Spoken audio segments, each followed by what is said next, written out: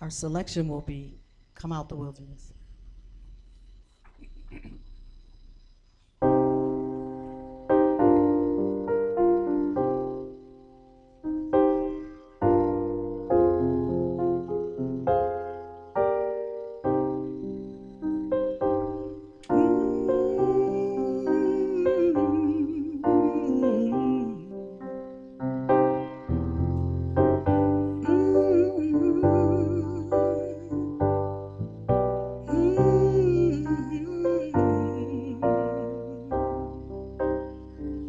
Tell me, how did you feel when you come out the wilderness? How did you feel when you come out the wilderness? Oh, how did you feel when you come out the wilderness? Oh, a leaning on Yah.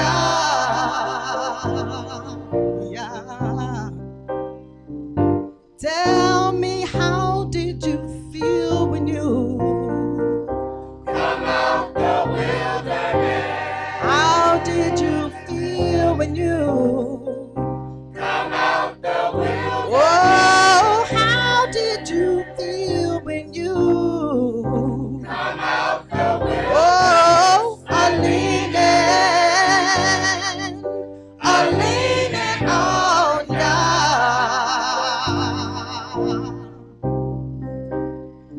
Well, I looked at my hands and my hands look new. Looked at my feet and well, I started to walk. I had a brand new walk. And I started to talk and I had a brand new talk. Well, I started to sing. I had a brand Yeah. And everybody wondered just what was wrong, 'cause my soul was new when I come out the wilderness. Oh, my heart was new when I come out the wilderness. Oh, yes, I loved everybody when come out the wilderness. Oh, a leaning on Yah.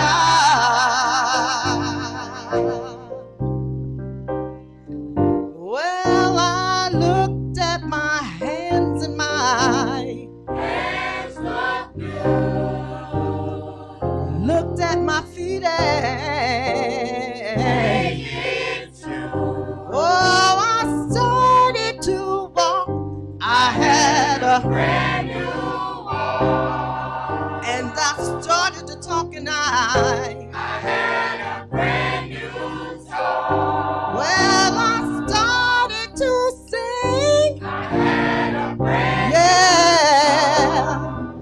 And everybody wondered just what was wrong, 'cause my soul was new when I come out the wilderness. Oh, my heart was new when I come out the wilderness. Oh, yes, I loved everybody when come I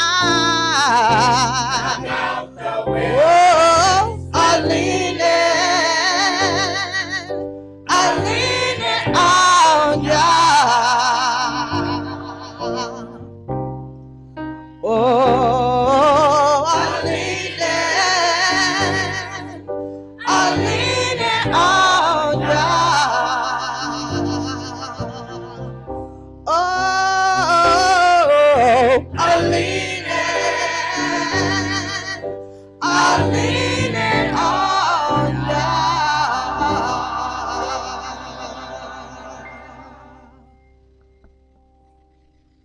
The oracles of the UCI. 1 Peter chapter 4, verses 7 through 11. But the end of all things is at hand. Be you therefore sober, and watch unto prayer. And above all things, have fervent love among yourselves, for love shall cover the multitude of sins. Use hospitality one to another without grudging. As every man has received the gift, even so minister the same one to another as good stewards of the manifold grace of Elohim. If any man speak, let him speak as the oracles of Elohim. If any man minister, let him do it as of the ability which Elohim gives, that Elohim in all things may be glorified through Yahshua the Mashiach, to whom be praise and dominion forever and ever. Amen. Ephesians chapter 4, verses 29 through chapter 5 and verse 4. Let no corrupt communication proceed out of your mouth, but that which is good to the use of edifying, that it may minister grace unto the hearers. And grieve not the Holy Spirit of Elohim, whereby you are sealed until the day of redemption. That all bitterness and wrath and anger and clamor and evil speaking be put away from you with all malice. And be you kind one to another, tender-hearted, forgiving one another, even as Elohim for Yahshua's sake has forgiven you. Be you therefore followers of Elohim, as their children, and walk in love, as the Mashiach also have loved us, and has given himself for us an offering and sacrifice to Elohim for a sweet-smelling savor. But fornication and all uncleanness or covetousness, let it not be once named among you as becomes saints. Neither filthiness, nor foolish talking, nor jesting, which are not convenient, but rather giving of thanks. Ecclesiastes chapter 5, verses 1 and 2. Keep your foot when you go to the house of Elohim, and be more ready to hear, than to give the sacrifice of fools, for they consider not that they do evil. Be not rash with your mouth, and let not your heart be hasty to utter anything before Elohim. For Elohim is in heaven, and you upon earth. Therefore let your words be few. Exodus chapter 23, verses 20 and 21. Behold, I send an angel before you, to keep you in the way, and to bring you into the place which I have prepared. Beware of him, and obey his voice. Provoke him not, for he will not pardon your transgressions, for my name is in him. Revelations chapter 3, verses 20 through 22. Behold, I stand at the door and knock. If any man hear my voice and open the door, I will come into him, and will sup with him, and he with me. To him that overcomes will I grant to sit with me in my throne, even as I have also overcame and am sat down with my Father in his throne. He that has an ear, let him hear what the Spirit says unto the churches. All right. Now, if any of us were to examine his or her paycheck, we would find a place that details our wages. Wages are the payments that are made to an individual, or in the case of Israel, an entire nation, for the work that they have performed. We have carnal wages, which are the payments that we can take to the bank and purchase items with. Then there are spiritual wages, which are the righteous and or unrighteous judgments that we will receive for the deeds or works committed by us. It is written that all of us will receive payments for the deeds that we have committed. Let's begin today's sermon in Jeremiah chapter 18. Jeremiah chapter 18, and we're going to start this at verse 1. And today's sermon is entitled, The Wages of Sin. Jeremiah chapter 18 and verse 1. The word which came to Jeremiah from Yahweh, saying, Arise and go down to the potter's house, and there I will cause you to hear my words. Then I went down to the potter's house, and, behold, he wrought a work on the wheels. And the vessel that he made of clay was marred in the hand of the potter.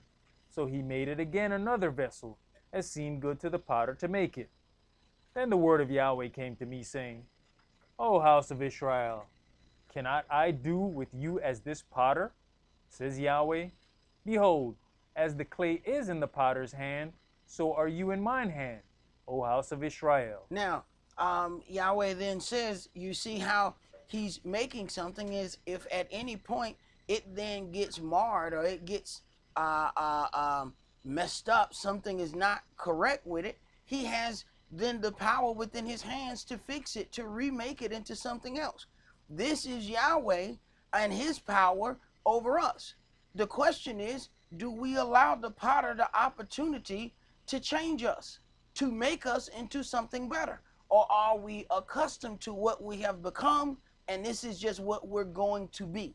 no matter what the potter says, no matter what the potter wants to do, we still have that free will that we can kick and say, I'm going to stay the way that I was. I'm not going to let him remake that part of me. Go ahead. Verse 7, Jeremiah chapter 18 and verse 7. At what instance I shall speak concerning a nation and concerning a kingdom, to pluck up and to pull down and to destroy it. If that nation against whom I have pronounced turn from their evil, I will repent of the evil that I thought to do unto them. The question, the problem is, we are not exactly sure what evil is. Because once we get a certain way in our own hearts and minds, we think that we have, that the things that we like are not necessarily evil. And that's the problem. And you find situations where people are trying to negotiate Yahweh's word so that it fits the things that they like. Go ahead. Verse 9. And at what instance I shall speak concerning a nation and concerning a kingdom, to build and to plant it. If it do evil in my sight, that it obey not my voice, then I will repent of the good, where I said I would benefit them. So consider then, if it does evil in my sight, that it obey not my voice. Here's the issue. Yahweh gives his word to holy men, and then he allows those holy men to teach his word. So now you have so many people claiming to be servants of Yahweh. So now there are many different voices out there. There are many different people teaching many different things. So, and this is how the adversary, the devil, muddies the waters. Instead of just coming against Yahweh, what he does is he has servants who pretend to be with Yahweh, and they just teach strange things. Go ahead. Now therefore go to, speak to the men of Yehuda, and to the inhabitants of Jerusalem, saying, Thus saith Yahweh. Right. So he says, if they obey my voice, but it's not Yahweh that's talking to them. Yahweh is talking to him. He's talking to them. Go ahead. Behold, I frame evil against you, and devise a device against you. Return you now everyone from his evil way, and make your ways and your doings good. But how are you going to do that if you don't understand or believe that the ways are actually evil? Go ahead. And they said, There is no hope, but we will walk after our own devices, and we will everyone do the imagination of his evil heart. Right. So if they believe that something is right, there's nothing you can do to stop them from committing that thing. And this is a problem that Yahweh has had with Israel from the beginning. Go ahead. Therefore thus saith Yahweh, Ask you now among the heathen, who has heard such things? The virgin of Israel has done a very horrible thing.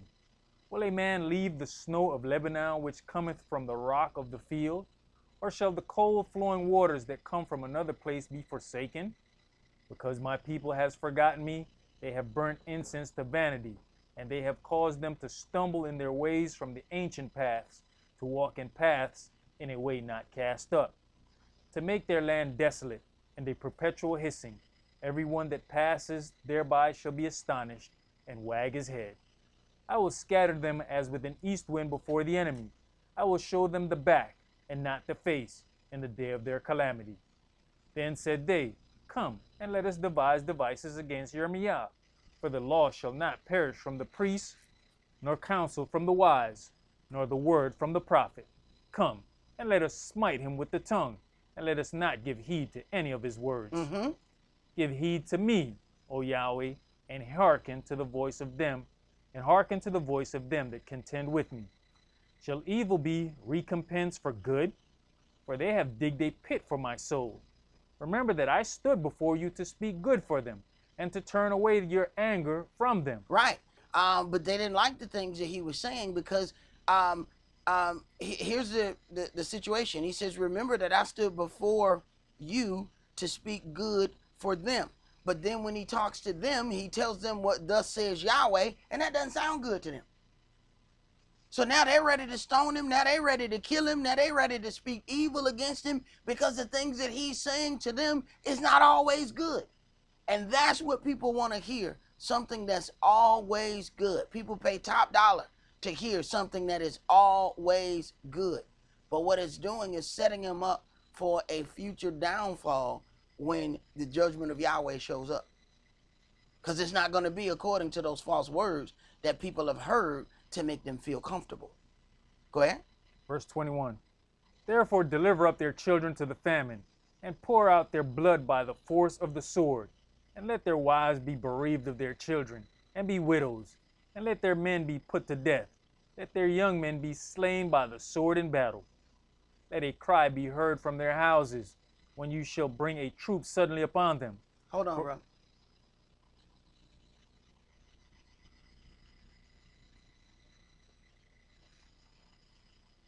Okay, go ahead. For they have digged a pit to take me, and hid snares for my feet. Yet, Yahweh, you knoweth all their counsel against me to slay me. Forgive not their lawlessness, neither blot out their sin from your sight, but let them be overthrown before you. Deal thus with them in the time of your anger. And this is then going against Israel, because these are the things that are happening from Israel to a servant of Israel.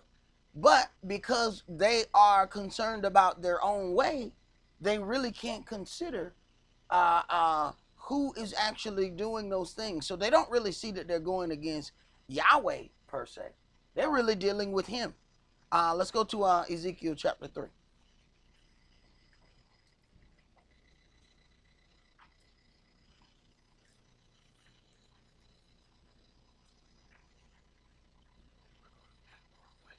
(843).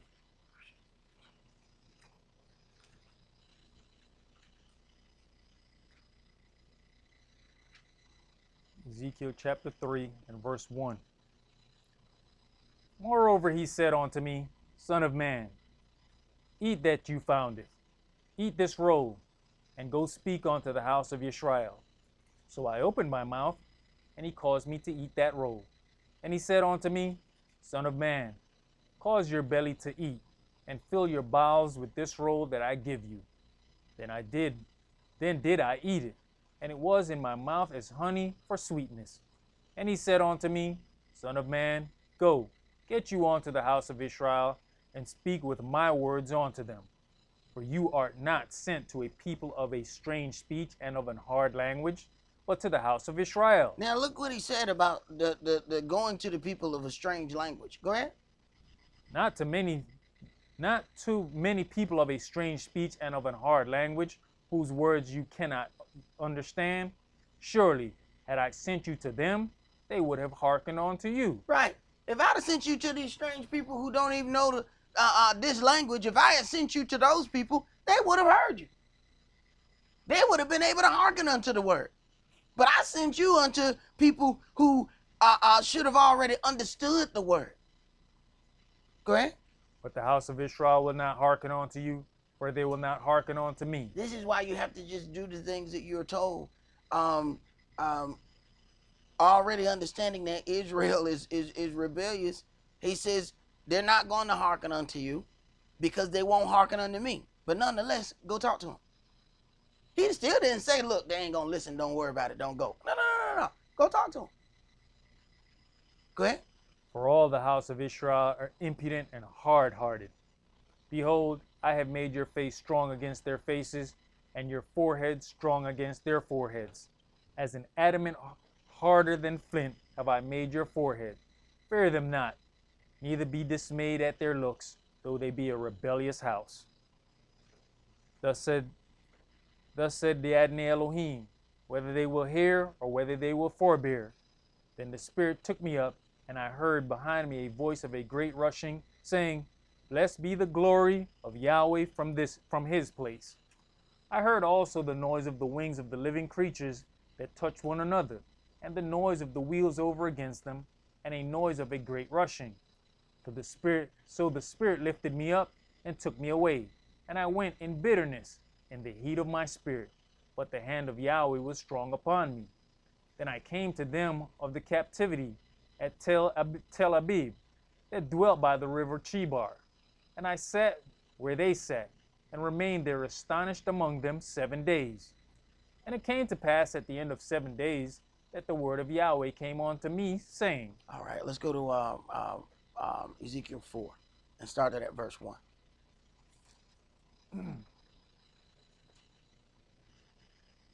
You also, son of man, take you a tile, and lay it before you, and portray upon it the city, even Jerusalem, and lay siege against it, and build a fort against it, and cast a mount against it, set the camp also against it, and set battering rams against it round about. Moreover, take you unto thee an iron pan, and set it for a wall of iron between you and that city, and the city, and set your face against it, and it shall be besieged, and you shall lay siege against it. This shall be a sign to the house of Israel.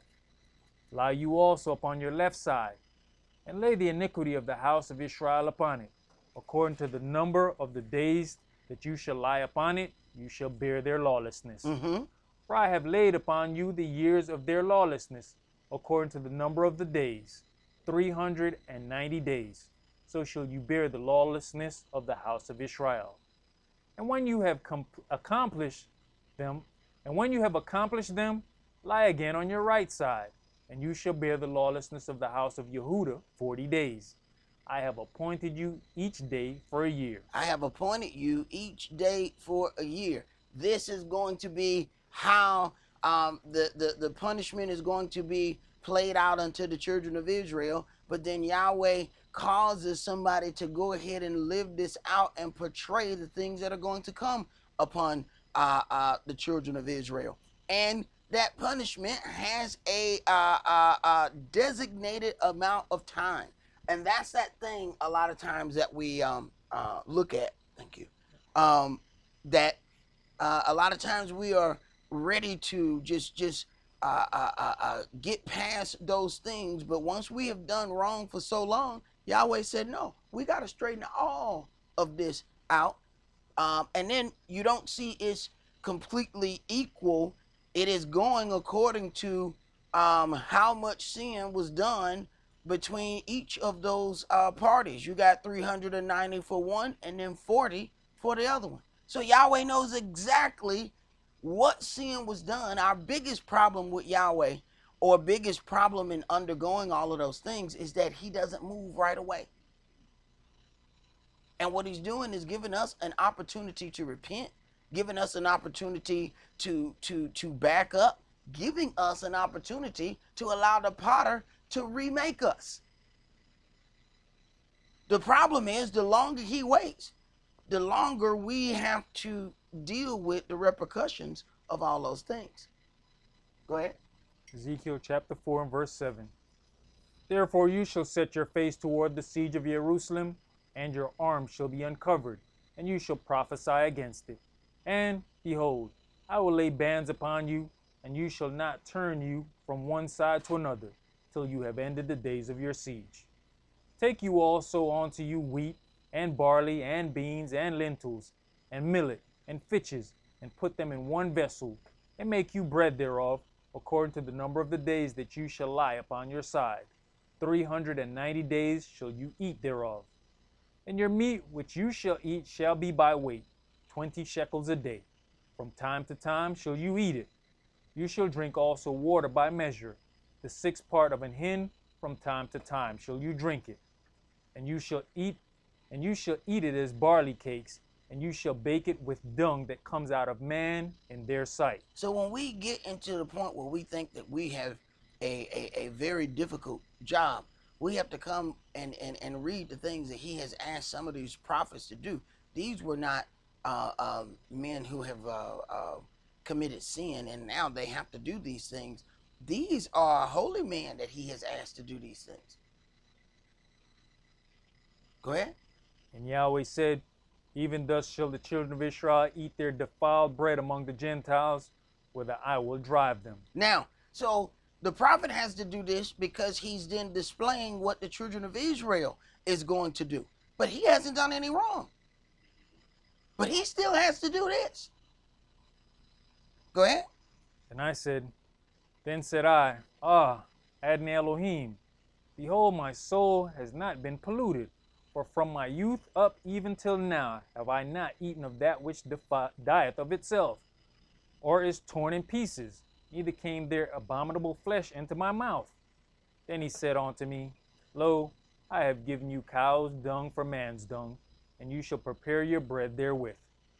Moreover, he said unto me, Son of man, behold, I will break the staff of the bread in Jerusalem, and they shall eat bread by weight and with care, and they shall drink water by measure and with astonishment, that they may want bread and water, and be astonished one with another, and consume away for their lawlessness. Now, when you read verse 17, it says that they may want, which is lack bread.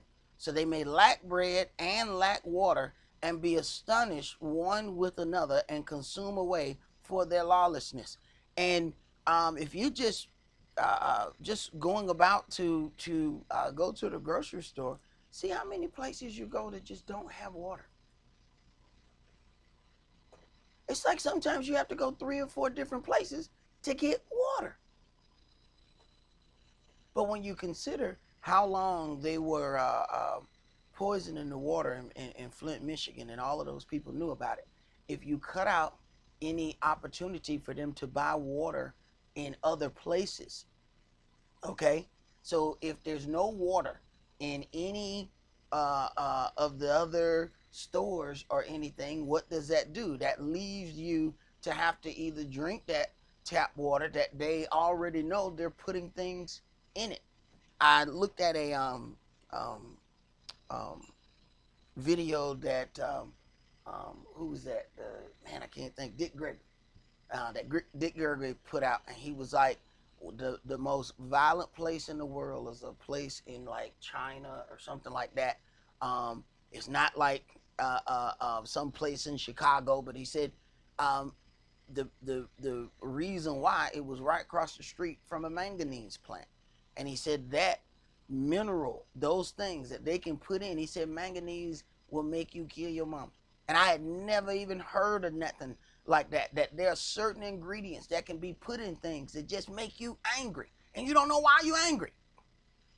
So you around there fighting one another, you going through all of these things, not understanding that certain things were put into the things that you're going to consume that's going to make you angrier than other people. I was riding down Panola Road not too long ago. And it's interesting, Panola Road is a long road where there are many roads that are like this. I'm sure y'all can think of one, where you ride through different income brackets on one road. And if you pay attention, you'll look, okay, that's the lower Cascades. And you get further down, you're like, oh, these are the greater Cascades. You got to look up, you run into the gated community and things of that nature. It's on the same street. You ain't made not one turn. There are many streets like that in Atlanta, and I'm sure there are many streets like that in other places. So as I'm riding, of course, I start on the po end. That's where I'm at. So I start on the po end. I see red lights out. They blinking. The people getting, and I don't know what you know about when people trying to go to work in the morning and a stoplight out. Oh, they mad as hell. They arguing with one another. They going out. I mean, they are angry. I'm looking at their mouths as they're cussing at each other. I mean, they going at each other at a red light that has now turned into a 4-way stop. And people don't know how to stop at 4-way stops anyway, okay? A 4-way stop, they might as well call that the devil stop, because the devil gonna come out at a 4-way stop. People don't know how to do it. So it's all kind of fighting. All of this is happening on the lower income bracket of that street. Right when I get to the higher income bracket of that street, all the lights are on. Everything works. Now, had I not been riding all the way down to the end of that street, because I had passed where the interstate was, and I decided I ain't getting on the interstate. So then I never would have known the interstate divides that income bracket. So everybody that was on this income bracket would have all had to deal with the lights being out, while all of the people who are coming from this way would have not had to deal with that. So then the lower income bracket people then go to work mad, pissed off. They're short with everybody because they already ticked off by the time they get there. So the first person say, Hey, how was your day? How you doing today? I ain't doing so hot. What did this 8:30 in the morning? How can you be pissed off at 8:30? Ain't nothing happened yet. But see, they already been riled up before they even got there. The other people on the other side didn't encounter that. And only because I decided, you know what, I'm not getting on the expressway. Had I got on the expressway, I would have never known what did not happen on the other end of that street. And I rode all the way down that street because I learned those street ways. We learned them street ways so we can get off them interstates when it's bad. That streetway showed me something. It showed me something very, very valuable. That how those things are separated according to income bracket. And when you go into, when we talk about not having water, I go far enough down the road, different income bracket, they got water everywhere in there. Ain't that interesting? Let's go to Numbers chapter 14.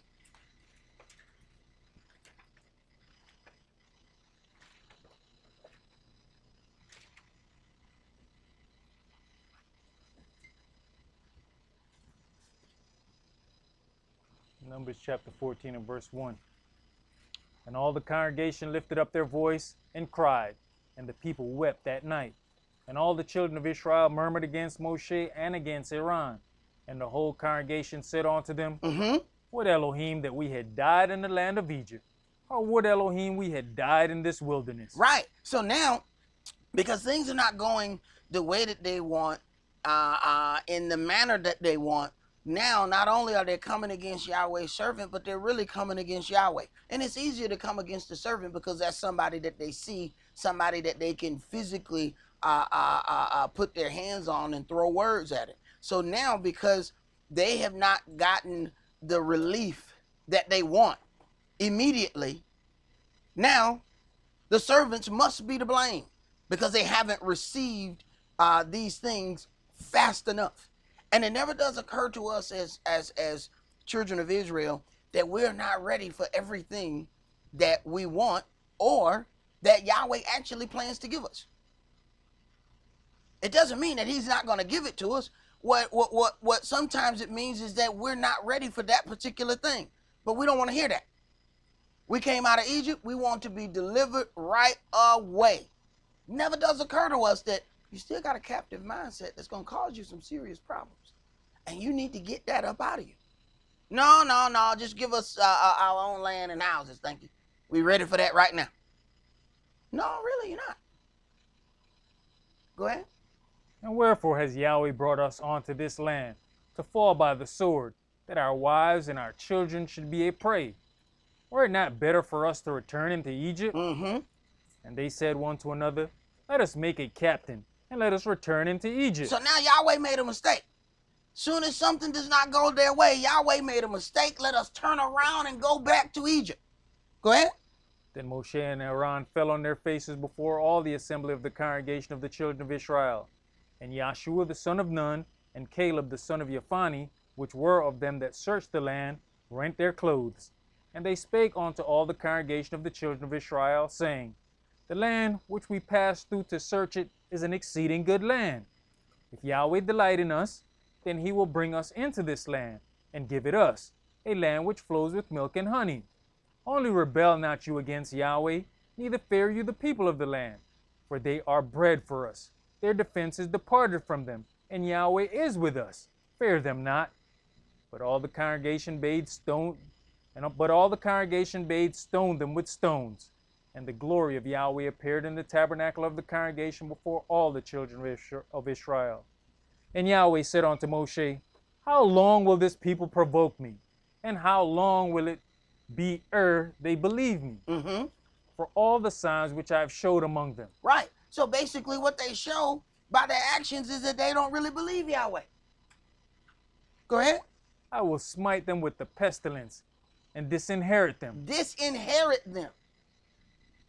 That's a pretty strong statement there. Go ahead. And will make of you a greater nation and mightier than they. Right. I'll start this whole family over. I don't really have to keep dealing with them. Go ahead. And Moshe said unto Yahweh, Then the Egyptians shall hear it, for you brought up this people in your might from among them, and they will tell it to the inhabitants of this land, for they have heard that you, Yahweh, are among this people, that you, Yahweh, are seen face to face, and that your cloud standeth over them, and that you goeth before them by daytime in a pillar of a cloud, and in a pillar of fire by night. Now, if you shall kill all this people as one man, then the nations which have heard the fame of you will speak, saying, Because Yahweh was not able to bring this people into the land which he sware unto them, therefore he hath slain them in the wilderness. And now, I beseech you, let the power of my Adonai be great, according as you have spoken, saying, Yahweh is long-suffering and of great mercy, forgiving lawlessness and transgression, and by no means clearing the guilty. Forgiving lawlessness and transgression, but at the same time, by no means clearing the guilty. Go ahead. Visiting the lawlessness of the fathers upon the children onto the third and fourth generation. That's something that we have to think about. Visiting the lawlessness of the fathers upon the children unto the third and fourth generation. Because one way or another, we have benefited from the ill-gotten gain of our forefathers. So that punishment can't just stop there. Go ahead. Pardon, I beseech you, the lawlessness of this people, according unto the greatness of your mercy, and as you have forgiven this people from Egypt even until now. Now consider, would you be able to stand in the breach and stand before the great power of Yahweh to speak up for the same people that were getting ready to stone you? Because, you know, all it takes is us is one disagreement, and we done. We don't went in the family picture and just, fuck, yeah, you gonna take that out, take that out. Wait a minute, what? Ain't they still in the family? Hell no, they don't get them on down there. Got that out of there. He's standing before Yahweh to entreat for the very people who, like, hey man, make us, not only have they kind of gone against him, they're asking for another captain. In other words, let's get us somebody else to lead us. And when he started talking for Yahweh, let's go on and get these rocks and let's go ahead and stone him. Then he goes before Yahweh to entreat for the very people that got a sack of rocks in their hand. They got a sack full of rocks ready to hurl at him. Oh, we all can learn from this one right here. Go ahead. Numbers chapter 14 and verse 20.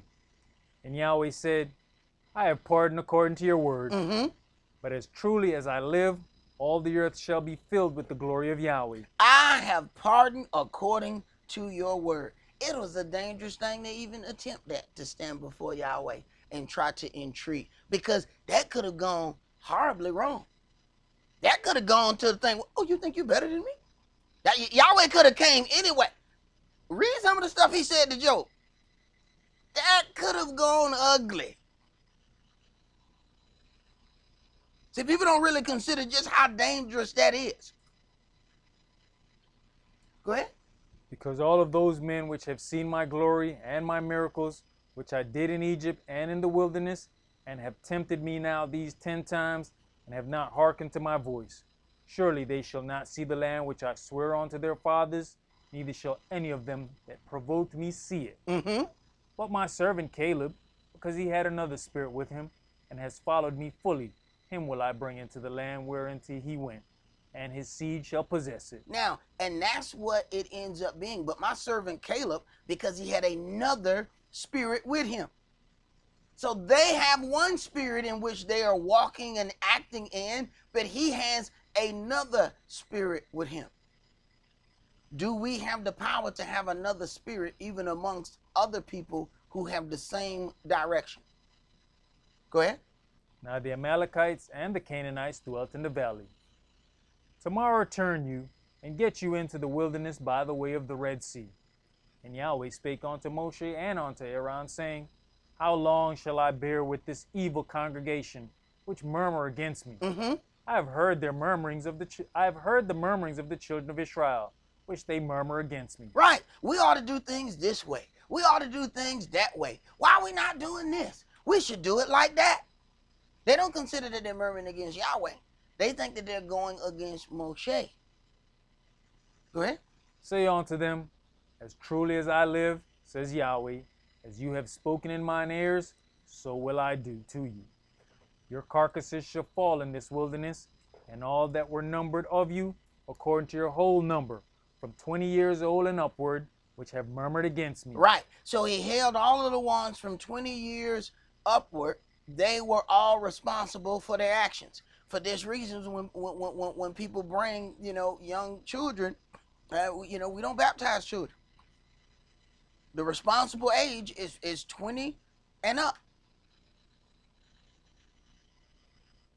So that's also about that time when, folks at home and they can't follow the rules. It's time for me to show you the other side of that door. What, you 20? And you don't want to follow the rules around here? Open the other side of that door. I want to make sure everything go out all at the same time. Everything that hits you in the back, that's yours. Let it all go. Because you being held responsible, you on your own at that point. You're going to have to answer for your own sin. Go ahead. Verse 30. Doubtless you shall not come into the land, concerning which I swear to make you dwell therein, save Caleb the son of Yephani, and Yahshua the son of Nun. Mm-hmm. But your little ones, which you said should be a prey, them will I bring in, and they shall know the land which you have despised. Right. So then the poetic dealings of Yahweh is then he then takes the very words that they use in despising his word and used it as part of their punishment. So you say that the children are going to be a victim. Well, I'm going to poetically deal with your very words. Them same children that you talking about, them going to be the ones that's going to walk in and you're not. Go ahead. But as for you, your carcasses, they shall fall in this wilderness, and your children shall wander in the wilderness 40 years, and bear your whoredoms, until your carcasses be wasted in the wilderness. So consider this. So now the children have to wander in the wilderness for 40 years, but it has absolutely nothing to do with something that they've done.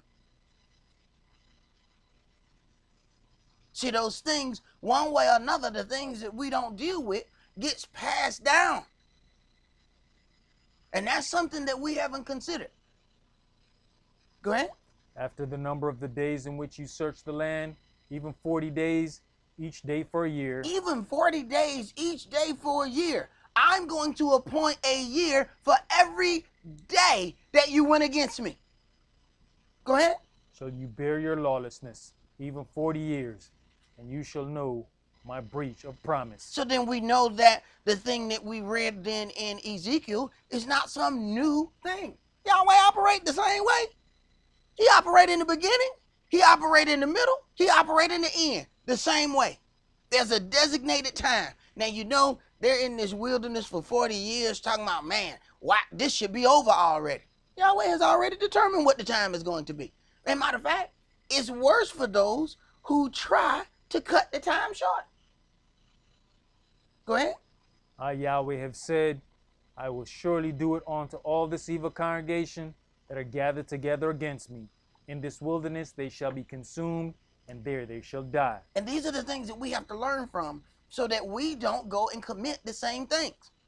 A lot of times what we do and what we've heard people do is they give these fantastical stories about their family and what really, what happened so that they're all looked at in a glorious light. But what happens is that means that you don't learn from any of those mistakes, and then you turn around and walk and make the same mistakes.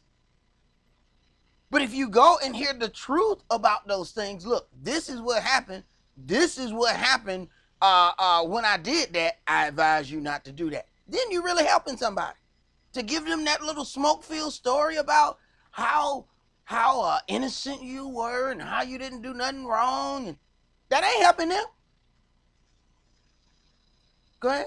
It's interesting because earlier we were out in the lobby talking about the people down in South Africa who were crying, why are they doing this to us? Why are they doing this? Right. Why don't you tell your children what y'all did to them? Right. But see, when you hand down those really pretty little family stories that they, you know, sit around their expensive table and tell those expensive lies. You know, they really feel like that they don't understand why any of this is happening. Why? Because they have inherited, and this is why the book says they're going to say our fathers have inherited lies. How you inherit a lie? Think about that. Most people say, you know, how you get this house? Oh man, I got this house when my daddy died. How you get this lie? Oh, I inherited this lie when my mama died. When my mama died, she passed this lie down to me. You inherited lies? How the hell you do that? Right. That's a long-standing lie right there. When you got to inherit it. And yeah, my family held this lie for 100 years, and that's my lie. Right. Go ahead. Verse 36. And the men which Moshe sent to search the land, who returned and made all the congregation to murmur against him by bringing up a slander upon the land, even those men that did bring up the evil report upon the land, died by the plague before Yahweh. So then what they did was came back and sowed discord about Yahweh's word. And we don't consider that when we come back and we say something negative, we say this or that. Now they brought up a slander upon the land. Yahweh says, go get the land. They came back, bringing back a negative report, and then it poisoned the mind of those other people. Those people had not even been there. They hadn't seen it. So the only report they had came from the people who did. And Yahweh held them responsible for it. Go ahead. But Yahshua the son of Nun and Caleb the son of Yephani, which were of the men that went to search the land, lived still. And Moshe told these sayings unto all the children of Israel, and the people mourned greatly. And they rose up early in the morning, and gat them up into the top of the mountain, saying, Lo, we be here, and we'll go up unto the place which Yahweh has promised, for we have sinned. And Moshe said, Wherefore now do you transgress the commandment of Yahweh? But it shall not prosper. So now they want to go and do originally what Yahweh has told them to do, but now the Spirit is not with them. So now they're going to transgress again, because now they want to go and do that thing, but now the Spirit is not with them in it. So you don't get to pick and choose when the Spirit is going to be with you in a thing. When the Spirit is with you to direct you, you got to move when the Spirit is with you. You don't get to put the Spirit off and say, you know what, I'll go back and pick the Spirit up later. That's not how that worked. And the children of Israel were supposed to be getting that visual by when the cloud moved and the pillar of fire moved. You didn't get to negotiate. You might be sitting there talking, yeah, man, hey, bro, hey, that thing moving. Ain't no more talking. Ain't no more, you know what, man, no, I got to go back because I had told what's your name them that I was going to go by there and holler at them. No, we finna pack up this tent and we finna follow that thing right there. Ain't no negotiating. We got to move when the Spirit move. If the Spirit don't move, we don't move. But here's the problem. What if it's a bunch of calamity going on back here and it look like stuff blowing up and all that, and everybody like, all right, we ready to go. No, that ain't moved yet. No, but we need to get out of here, man. It look like, yeah, well, you go ahead and pack up your stuff. I'll be right here. I'm waiting to see what that gonna be right there. Because if that don't move, I'm not moving. Trust me, he know the calamity back there. Go ahead. Go not up, for Yahweh is not among you, that you be not smitten before your enemies. For they presume, and see, this is that presumptuous thing. See, whatever I like, Yahweh must like it too. See, I want to do this, so Yahweh must want me to do it. He want me to enjoy myself.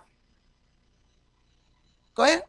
For the Amalekites and the Canaanites are there before you, and you shall fall by the sword, because you are turned away from Yahweh. Therefore Yahweh will not be with you. So consider this. They're doing the same thing that they were told to do before, but now they're going to die for doing it because they didn't do it when he asked them to do it. Boy, yeah, go ahead. But they presumed to go up onto the hilltop. Nevertheless, the ark of the covenant of Yahweh and Moshe departed not out of the camp. There are certain things that should be assigned to you. Okay? And I already said don't go. Then the holy man and the holy stuff is still down there, but you're going to go anyway.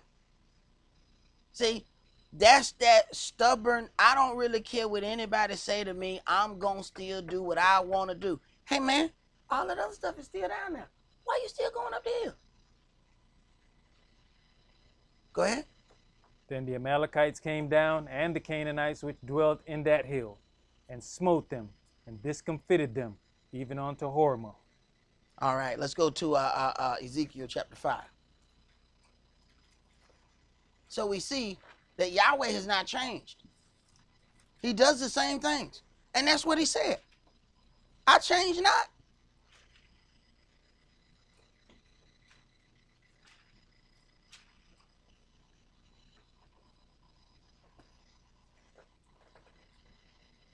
Ezekiel chapter 5 and verse 1.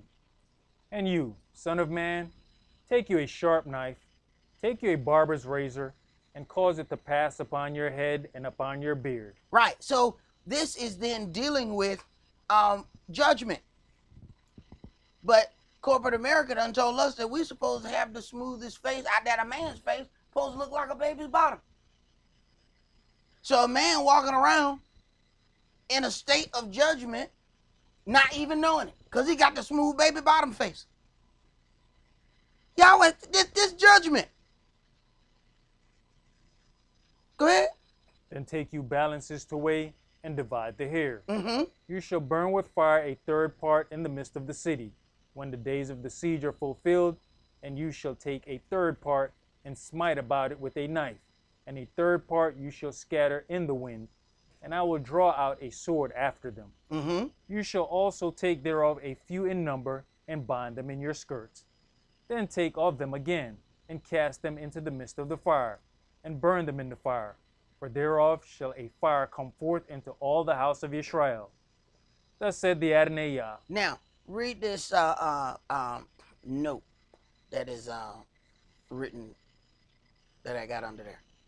In this expressive emblem, the prophet represents the Jewish nation, his hair, the people, the razor, the Chaldeans, the cutting of the hair, the calamities and disgrace coming upon them, the balances, the exact distribution of the divine judgments, the third part of the hair burnt, those destroyed in the city, Mm-hmm. the third part smitten with a knife, those slain in attempting to escape, the third part scattered to the winds, those who escaped to other countries, the few hairs in his skirt, those left with Gedaliah, and the burning of these, their destruction in Egypt. So, and understand, this is one of the reasons why I tell people why I will deal with study Bibles and things of that nature, because these was one of the notes, or one of the commentaries that was there in those things. But you consider how he's using this cutting of the hair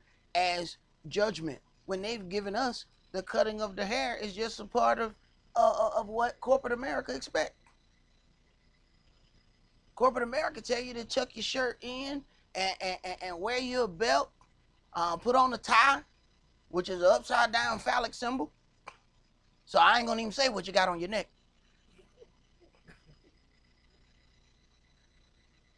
Yahweh say your loin is supposed to be covered. But then you tuck your shirt in and place your loins out for everybody to see. And we don't even consider that's evil. You know how many people walking around thinking they're in sport?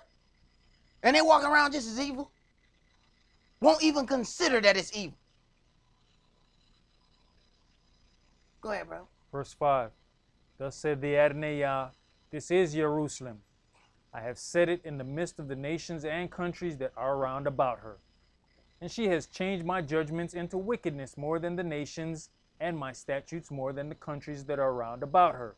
For they have refused my judgments and my statutes. They have not walked in them.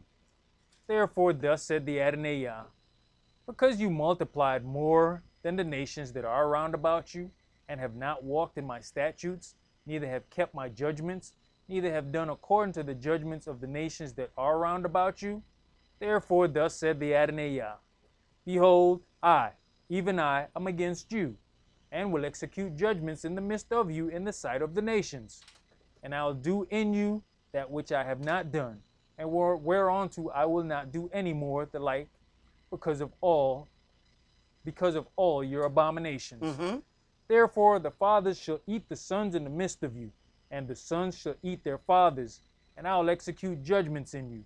And the whole remnant of you will I scatter into all the winds. The whole remnant of you will I scatter into all the winds. There are too many times that this is written for us to believe somebody when they say that they went and got the Jews out of one country. See, we believe that in Sunday morning because we didn't read enough of this book. All they gave us was 2 verses, a song and a dance, and a hollering competition. Who can holler the loudest, who can dance the fanciest, and who got on the best clothes. Because you had to show off your clothes when you went down there for the offering, because they let you walk all around. Yeah, that was what they call that when the models go. That's the catwalk. The runways. That's the catwalk. That ain't no runway. That's the catwalk. Watch that catwalk, boy. Right. That's what that was.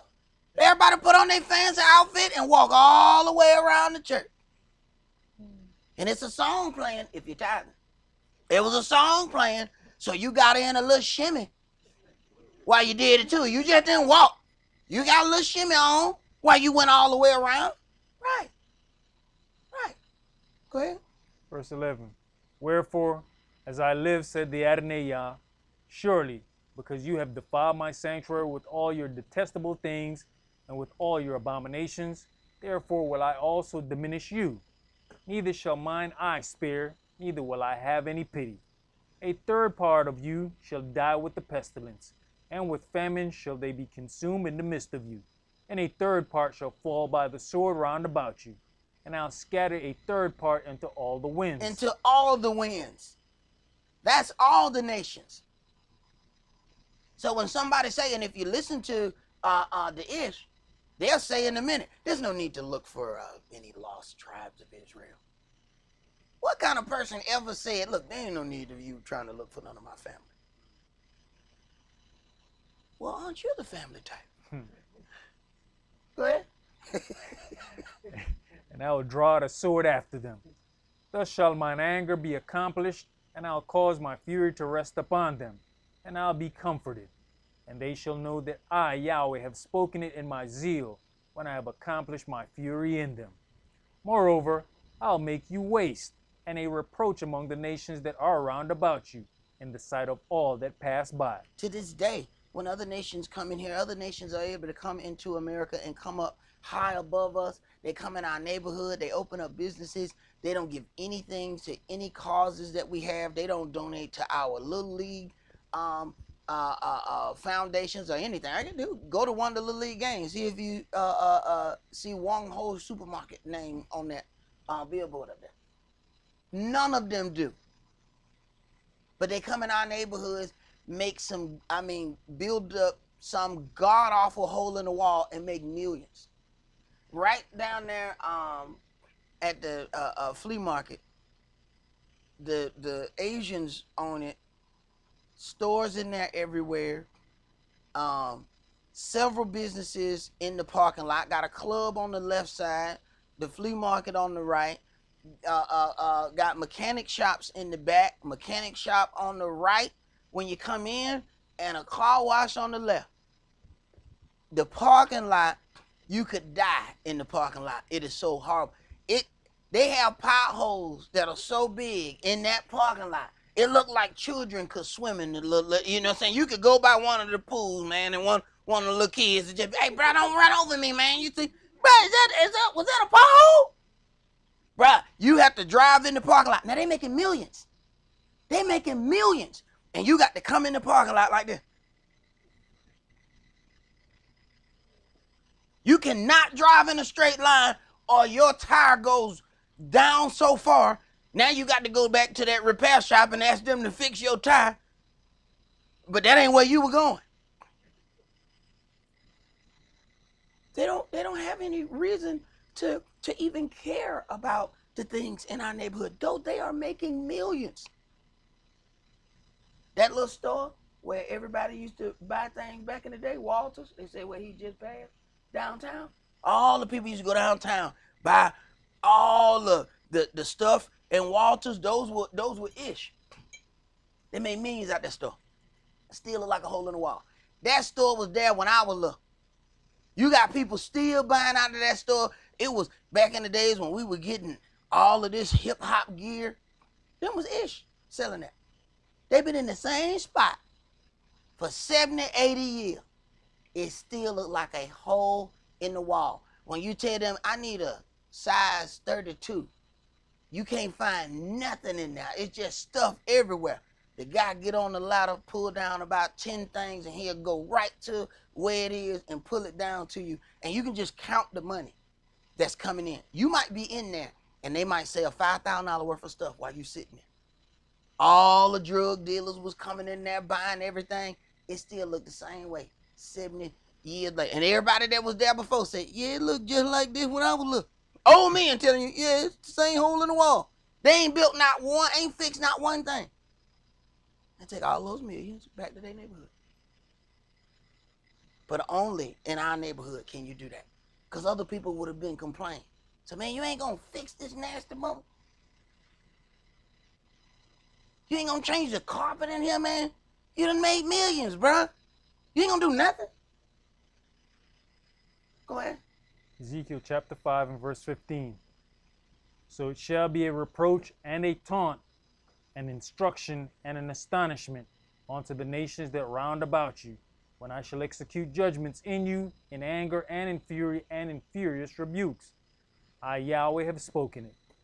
When I shall send upon you, when I shall send upon them the evil arrows of famine, which shall be for their destruction, and which I will send to destroy you. And I'll increase the famine upon you, and will break your staff of bread. So will I send upon you famine and evil beasts, and they shall bereave you, and pestilence and blood shall pass through you, and I'll bring the sword upon you. I, Yahweh, have spoken it. All right, let's go to 2 Samuel chapter 12.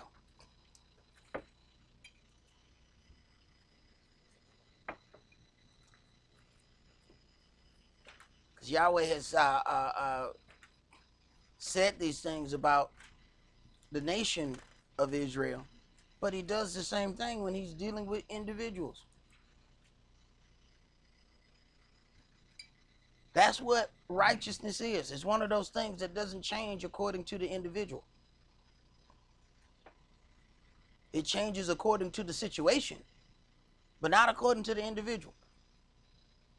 Yahweh said he loved David, but he didn't make any excuses for him. 2 Samuel chapter 12, and let's read verses 1 through 14. And Yahweh sent Nathan unto David, and he came unto him, and said unto him, There were 2 men in one city, the one rich, and another one, and the other poor. The rich man had exceeding many flocks and herds, but the poor man had nothing, save one little ewe lamb, which he had bought and nourished up, and it grew up together with him and with his children. It did eat of his own meat, and drank of his own cup, and lay in his bosom, and was unto him as a daughter. And there came a traveler unto the rich man, and he spared to take of his own flock and of his own herd, to dress for the wayfaring man that has come unto him, but took the poor man's lamb, and dressed it for the man that was come to him. And David's anger was greatly kindled against the man, and he said to Nathan, As Yahweh lives, the man that has done this thing shall surely die. Of course, David doesn't know that this man is him. He is just uttering what should be done according to the situation that was presented unto him. So that's why the prophet gave him this scenario without mentioning any names. See, when you go into mentioning names, sometimes you have already caused a problem with righteous judgment already. Because they say, okay, who did it? Okay, who they did it to? Now you might have a little respect of persons already. Because one person is a king, the other one's not. The other one's a regular person.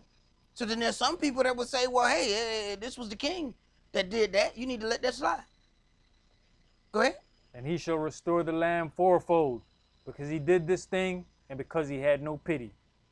And Nathan said to David, You are the man. Thus said Yahweh Elohim of Israel, I anointed you king over Israel, and I delivered you out of the hand of Saul. And I gave you your master's house and your master's wives into your bosom, and gave you the house of Israel and of Yehudah.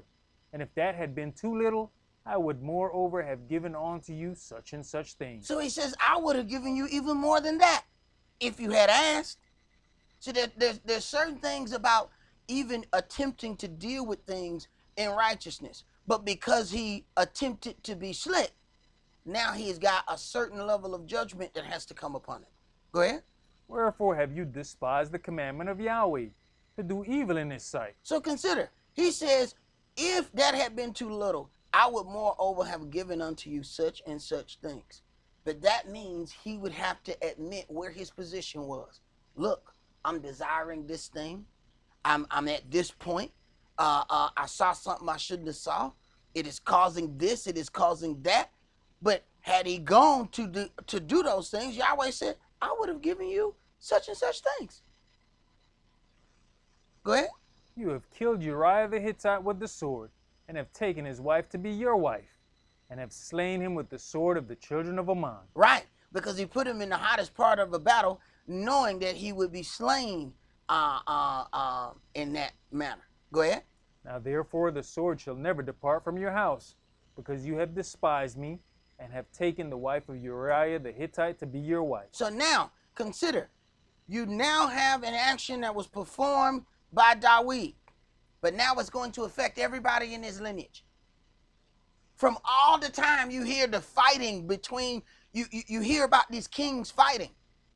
That ain't just about Israel. This is about the house of David fighting constantly because of his actions. The sword shall never depart from your house. Now, one thing that this man has done has now followed his entire family, or it's going to follow his family from the point that this is uttered. And understand, David tried to hide this because he was trying to get the man to sleep with the woman so that it would be believed that that was that man's child. So consider, though, if he was able to hide it. Then you got all the hell that's coming throughout this whole family, and nobody's able to figure out why. See, because it was brought out, you at least know what the hell is about. Imagine if he was able to hide it. Then you got his kids fighting each other. You got all of these things, and they can't figure out why all of this hell is following his entire lineage. Go ahead. Verse 11. Thus said Yahweh, Behold, I'll raise up evil against you out of your own house, and I'll take your wives before your eyes, and give them unto your neighbor, and he shall lie with your wives in the sight of this son. Right. I will raise up evil against you out of your own house.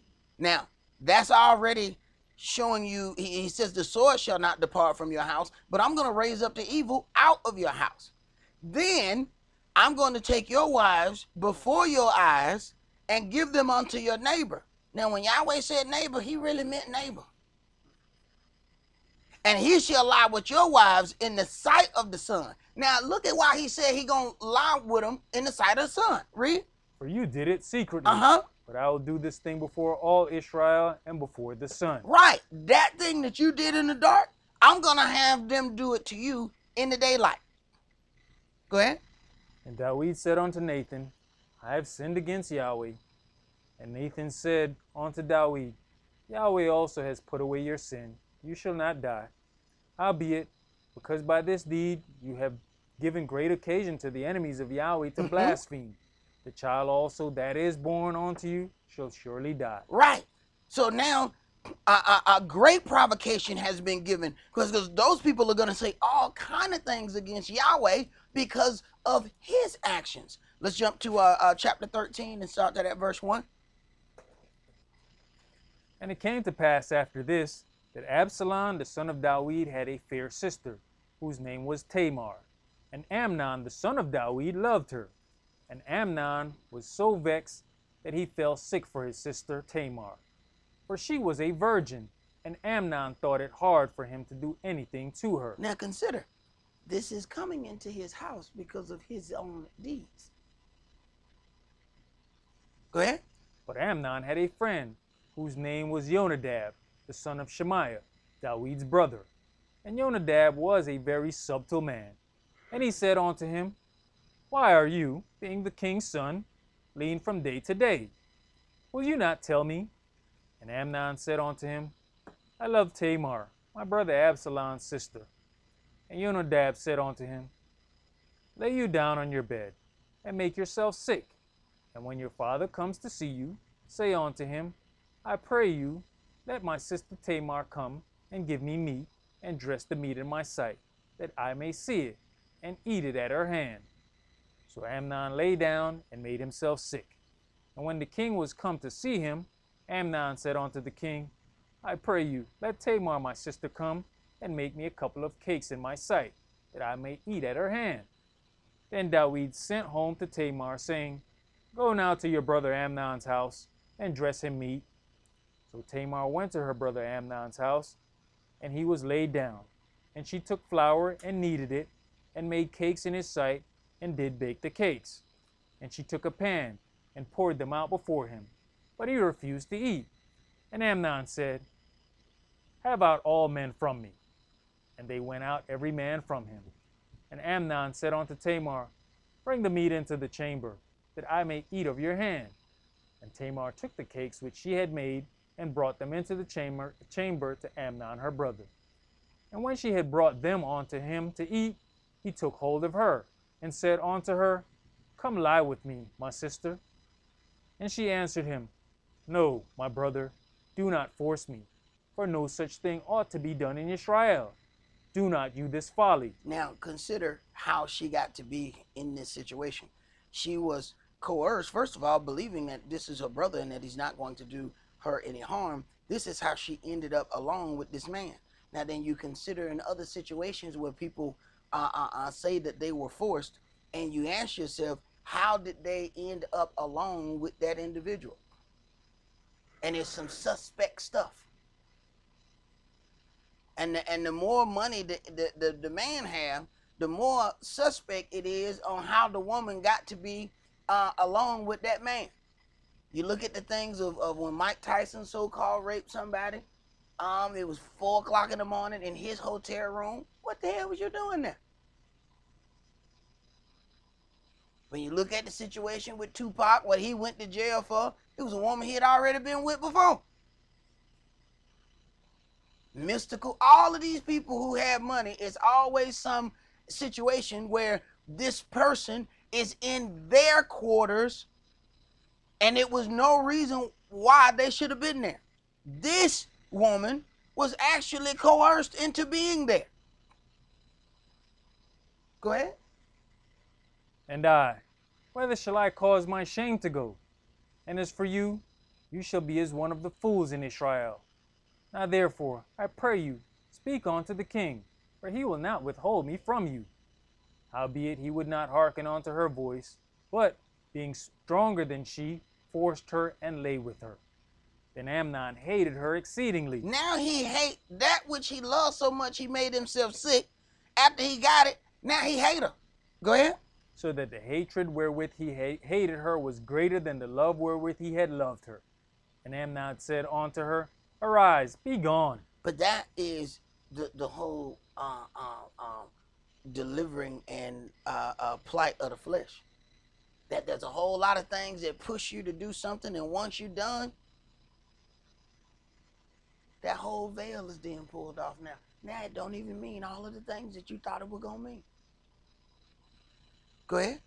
And she said unto him, There's no cause.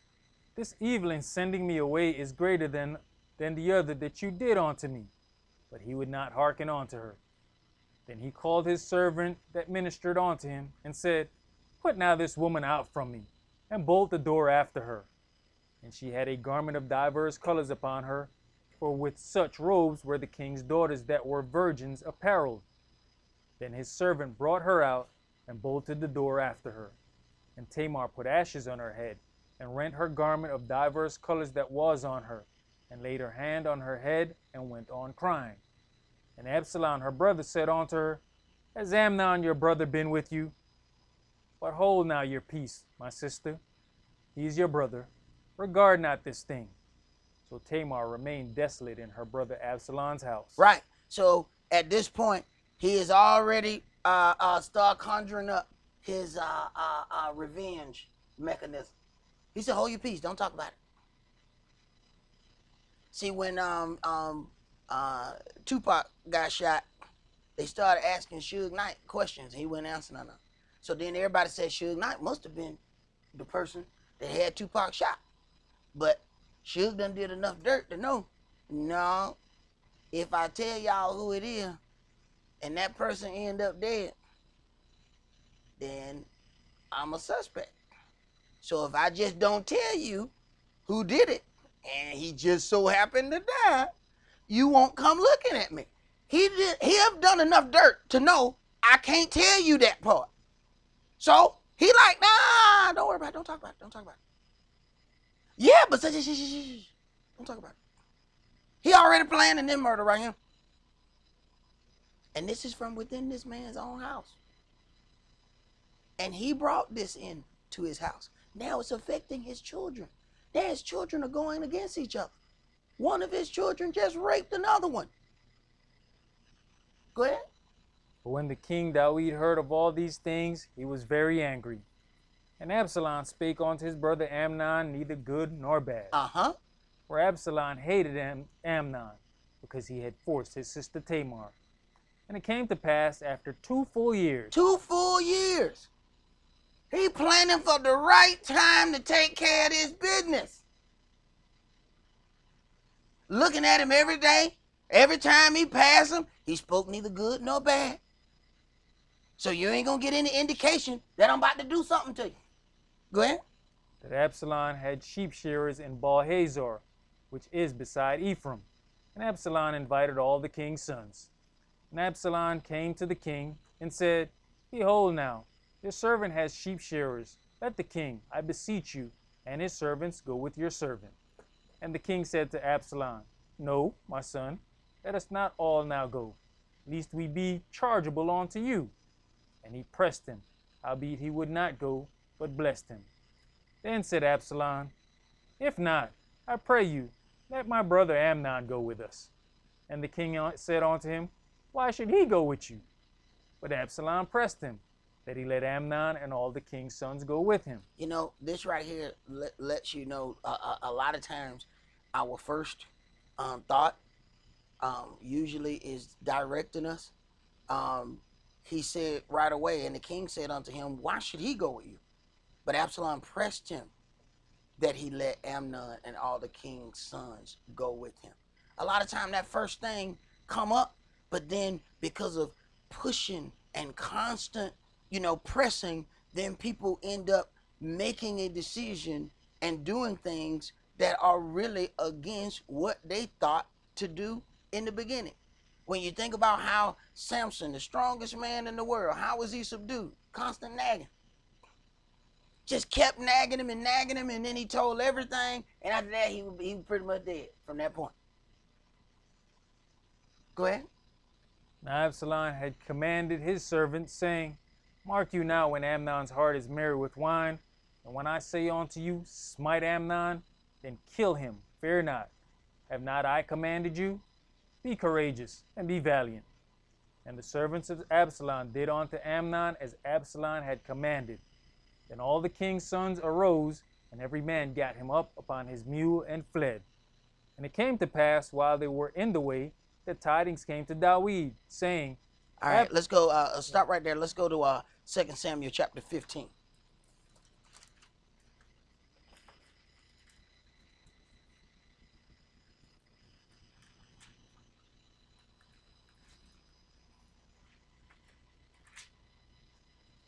Second Samuel chapter 15, and let's read verses 1 through 16. And it came to pass after this, that Absalom prepared him chariots and horses, and 50 men to run before him. So what we ended up with then, of course, is now a murder has been committed. He's murdered his own brother because of the things that has happened, and then he ends up having to be separated. Go ahead. And Absalom rose up early and stood beside the way of the gate. And it was so that when any man that had a controversy came to the king for judgment, then Absalom called unto him and said, Of what city are you? And he said, Your servant is of one of the tribes of Israel. And Absalom said unto him, See, your matters are good and right, but there is no man deputied of the king to hear you. Absalom said moreover, How that I were made judge in the land, that every man which has any suit or cause might come unto me, and I would do him justice. And it was so, that when any man came near to him to do him obeisance, he put forth his hand, and took him, and kissed him. And on this manner did Absalom to all Israel that came to the king for judgment. So Absalom stole the hearts of the men of Israel. He stole the hearts of the men of Israel. Now, the interesting part in verse 3, and Absalom said unto him, See, your matters are good and right, but there is no man deputed of the king to hear you. And he ends up saying, Oh, that I were made a judge. Now, this is the one who has murdered his brother, and he is set up as judge. And there's certain things that within a family, you know, the king has enormous understanding, okay? But there's that part of our own emotion that allows us not to see certain things. Remember, it was the first part of the king to say, Why you want your brother to go with you? He automatically knew something wasn't right, but he still let it happen. And now he's making the same man judge who has killed his brother. But all of this is, of course, for his own sin. So you have to look at these kids. Did they even have any power to even fight against these spirits that were amongst them? Go ahead. Verse 7. And it came to pass after 40 years that Absalom said unto the king.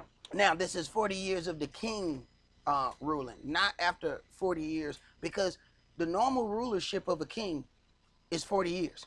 So at this point, he didn't know that it's time for rulership to change hands. This is not about him being doing this thing is 40 years. It is time. Normally, the normal reign of a king is 40 years. It is time for the rulership to change hands. Now, the full thing about the rebellion is starting to be clear. He knows about what time this is. Go ahead. I pray you, let me go and pay my vow, which I have vowed unto Yahweh in Hebron. For your servant vowed a vow while I abode at Geshur in Syria, saying, If Yahweh shall bring me again indeed to Jerusalem, that I will serve Yahweh. Right, that's a lie. Go ahead. And the king said unto him, Go in peace. So he arose and went to Hebron. But Absalom sent spies throughout all the tribes of Israel, saying, As soon as you hear the sound of the trumpet, then you shall say, Absalom reigns in Hebron. And when Absalom went with Absalom went 200 men out of Jerusalem that were called, and they went in their simplicity, and they knew not anything. And Absalom sent for Ahithophel, the Gilonite, David's counselor, from his city, even from Gilo, while he offered sacrifices. And the conspiracy was strong, for the people increased continually with Absalom. And there came a messenger to David, saying, The hearts of the men of Israel are after Absalom. And David said unto all his servants that were with him at Jerusalem, Arise and let us flee, for we shall not else escape from Absalom. Make speed to depart, lest he overtake us suddenly, and bring evil upon us, and smite the city with the edge of the sword. You think he would have went and left if it was anybody other than his son? He would have fought anybody else to death. But see, even people who don't care about themselves, they care about their children. So Yahweh hidden him where it hurt. But it seemed like he got away with that little murder that he did. Until you consider all of these things that's following his family. It ain't just following him. This is following his family. Who did they murder? They didn't do any of that. Go ahead. Even when you talking about him fleeing from his own son instead of standing a fight, doesn't Joab check him on that at some point too? Yes, he checks him. He checks him on the pain of hearing that his son is dead and all of these things. So wait a minute, man. Don't you think other people lost their kids too? So your kid more important than everybody else's kid? The man had to check the king, which is very dangerous, by the way. Your head could be sitting on a stake for doing that. Go ahead. Verse 15. And the king's servants said unto the king, Behold, your servants are ready to go to do whatsoever my master the king shall appoint.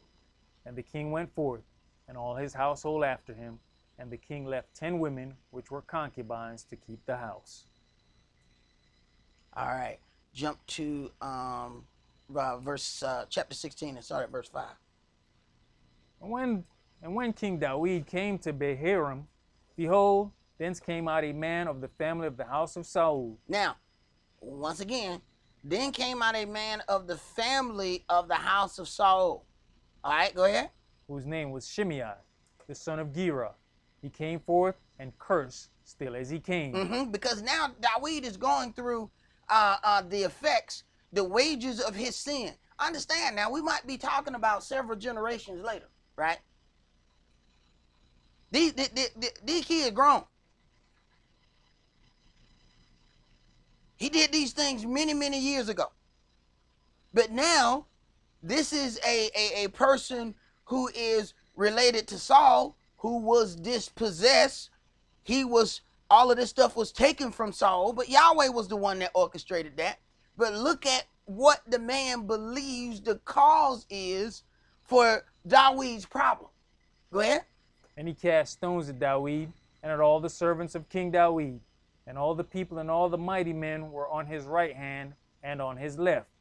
And thus said Shimei when he cursed, come out, you bloody man, and you man of Belial. Right, you man of evil. See, he's talking to the king. The king, you evil. Go ahead. Yahweh has returned upon you all the blood of the house of Saul. Stop. That ain't why this happened. Yahweh said, it repenteth me that I have made Saul king. I don't care nothing about him. Matter of fact, when Samuel kept saying stuff about him, he said, man, don't talk to me no more about Saul. I've heard you concerning him. Don't talk to me no more about him. That ain't what this is about. But that's where he's sensitive at. So since he's sensitive right there, this is why he wants that to be the issue for David being dealt with. That ain't what this is. Go ahead. What they say, because that's his kinfolk. Right. See? Because my kinfolk more important than everybody else's kinfolk. Right. Sure they are. Go ahead. In whose stead you have reigned. And Yahweh has delivered the kingdom into the hand of Absalom your son. And behold, you are taken in your mischief, because you are a bloody man. Then said Abishai, the son of Zeruiah, unto the king, why should this dead dog curse my master the king? Let me go over, I pray you, and take off his head. And the king said, what have I to do with you, you sons of Zeruiah? So let him curse, because Yahweh has said unto him, curse David. Who shall then say, wherefore has you done so? Right. So this is that thing where everybody say when something bad happens, they say the devil did it. He said, no. Yahweh told him to do it. And the same one that told him to do it is going to deal with him for doing it.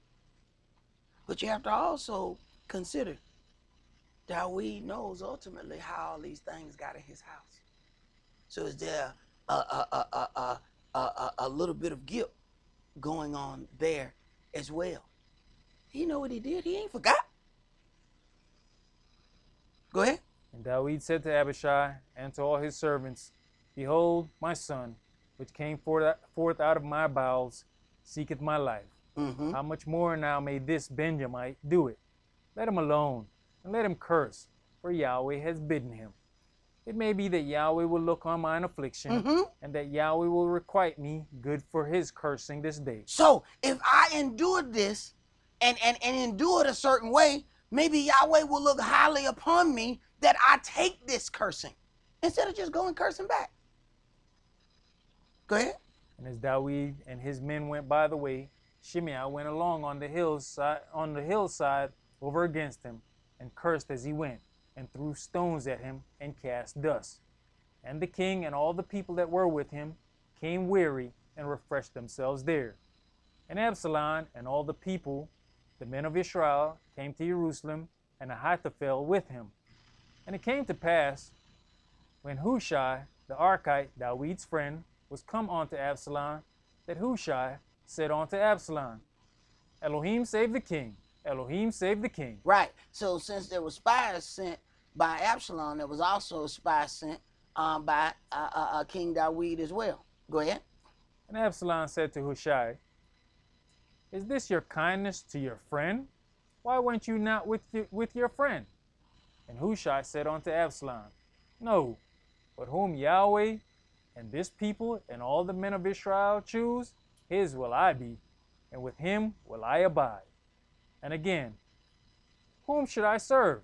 Should I not serve in the presence of his son? As I have served in your father's presence, so will I be in your presence. And normally, righteously, that is how that is done. But this is not a righteous takeover. Go ahead. Then said Absalom unto Ahithophel, Give counsel among you what we shall do. And Ahithophel said unto Absalom, Go in unto your father's concubines, which he has left to keep the house, and all Israel shall hear that you are abhorred of your father. Then shall the hands of all that are with you be strong. So they spread Absalom a tent upon the top of the house, and Absalom went in unto his father's concubines in the sight of all Israel. No more neighborly than your son. There ain't no more neighborly than that right there. Oh, that's a neighbor for you. Yeah, he right down the hall. At least normal neighbor live next door. No, you run into his room if you ain't careful. I raised this boy. Go ahead. And the counsel of Ahithophel, which he counseled in those days, was as if a man had inquired at the oracle of Elohim. So was all the counsel of Ahithophel, both with Dawid and with Absalom. All right, let's go to Hosea, chapter 1. Hosea, chapter 1, and we're going to start that at verse 1.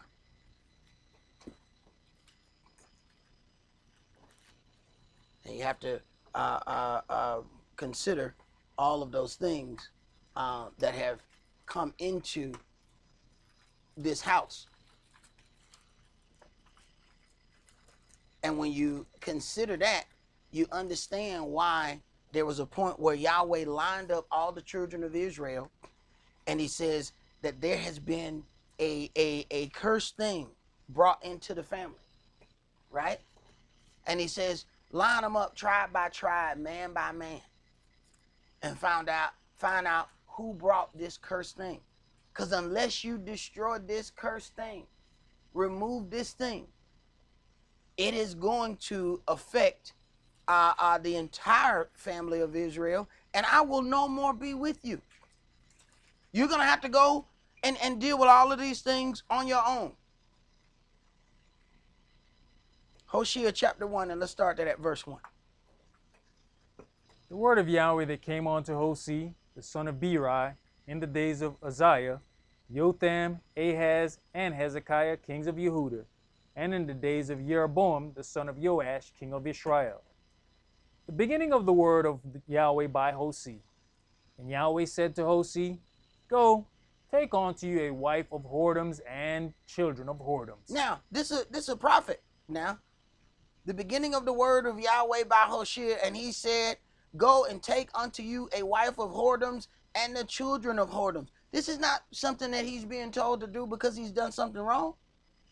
This is something that Yahweh wants him to do for a sign unto the children of Israel. So he's got to live out the punishment that Israel is going to go through. Go ahead. For the land has committed great whoredom, departing from Yahweh. So he went and took Gomer, the daughter of Diblaim, which conceived and bare him a son.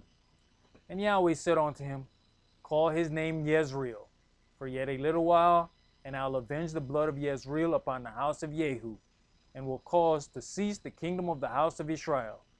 And it shall come to pass at that day that I will break the bow of Israel in the valley of Jezreel.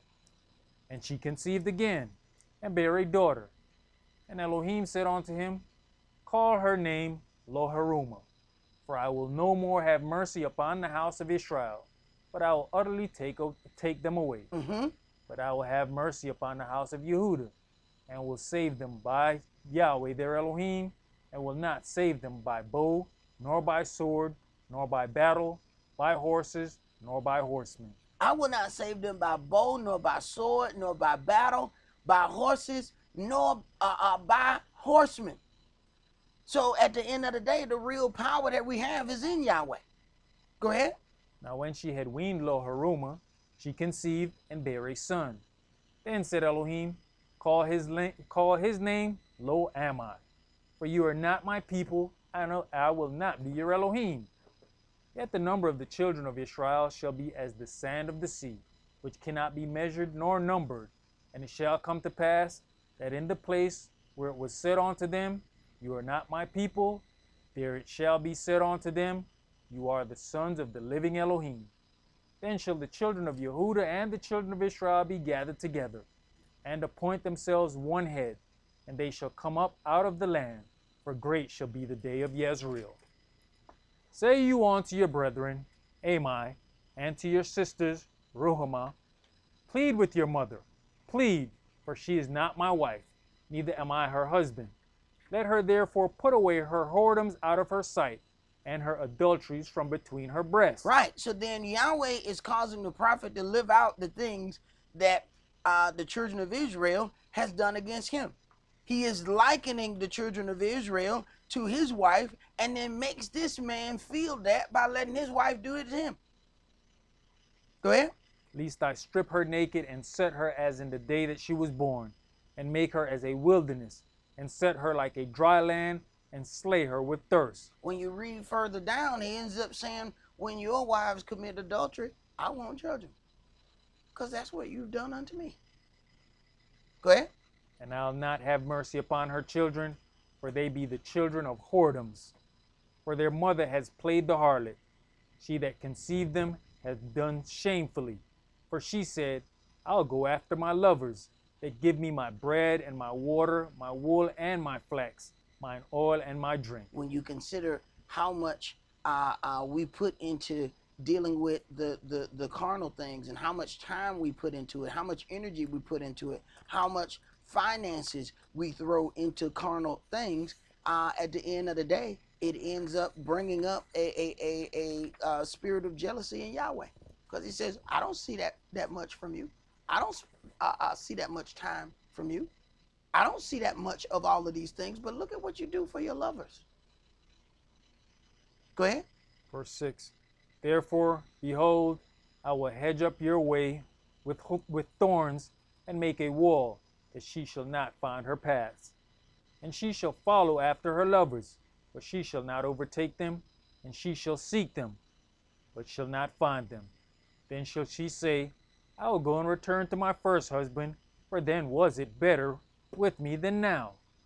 For she did not know that I gave her corn and wine and oil, and multiplied her silver and gold, which they prepared for Baal. So everything that Yahweh gave us, we then went and gave those things as offerings unto other gods. Go ahead. Therefore will I return, and take away my corn in the time thereof, and my wine in the season thereof, and will recover my wool and my flax given to cover her nakedness. And now will I discover her lewdness in the sight of her lovers, and none shall deliver her out of mine hand.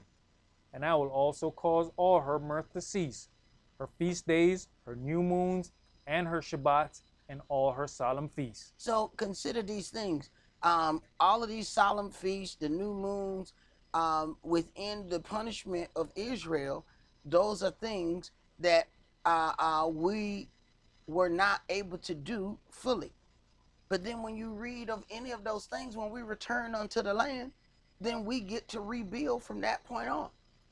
If you're not considering that, you have a lot of people that come within the period of judgment and start saying, well, we're not doing this, we're not doing that. And they want to do things as undefiled as it is written in this book, not understanding that in the middle of punishment, how can you do that? We didn't do it in our own land when we was in charge. How you gonna do it during punishment? How you gonna do it during the separation being amongst heathen? So each time you read these captivities, they had to then go back in the land and set back up, cleanse the holy place, set up the altar, get ready for all of the offerings. So what does that mean? That means they didn't do it the whole time they were separated. Did he judge them for that? See, that's the part you have to get into when people start going into all of these things about the Sabbath should be a roaming Sabbath. It should be this. It should be that. There's only so many things Yahweh even held them responsible for during the captivity. We're not supposed to use any pagan names. They named everything after pagan gods. That's something you had the opportunity to keep in your own land. You ain't gonna keep that in somebody else's. Yahweh gave us clean and unclean. You ain't gonna be able to fully keep that here. Even when you eat clean stuff, they done already put something unclean in it.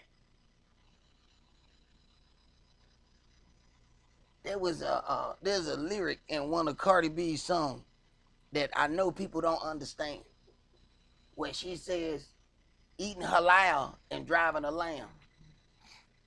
And you got kids rapping it. They don't know what the hell she talking about. Halal, meat done in a certain way, and then she's driving a lamb, which is a Lamborghini. So they don't even get the biblical reference that's used by the ex-stripper who rapping. So the ex-stripper used more biblical terms than people who supposed to be Hebrew. Now that's a damn shame. When I heard it, I said, I guarantee you 99% of the people who hear that don't know what the hell she's saying when she said eating halal and driving a lamb. I guarantee you they didn't know what she was talking about. And they just rapping it, singing along with her. Right. Go ahead. Go see chapter 2, in verse 12. And I will destroy her vines and her fig trees, where she had said, these are my rewards that my lovers have given me. And I'll make them a forest, and the beast of the field shall eat them. And I'll visit upon her the days of Balaam, when she burnt incense to them. Now, consider, I will visit upon her the days of Balaam. So he sits back and watch as the children of Israel take all of his substance and gives that to our lovers, these gods that we worship before we knew anything. Now the problem is, our forefathers did know. See, we grew up not knowing. That's not the case with them. No, they knew. We found out after the fact of who we were, what was required of us. They didn't just find out. They grew up knowing what was supposed to happen, and they just didn't do it. That makes sin exceedingly sinful. That's not the same thing. See, it's like us coming into this word and then deciding we're going to backtrack. Oh, that's something altogether different. Go ahead. And she decked herself with her earrings and her jewels, and she went after her lovers and forgot me, says Yahweh. She decked herself with her earrings and her jewels and went after her lovers and forgot me, says Yahweh. Let's go to 1 Samuel chapter 14.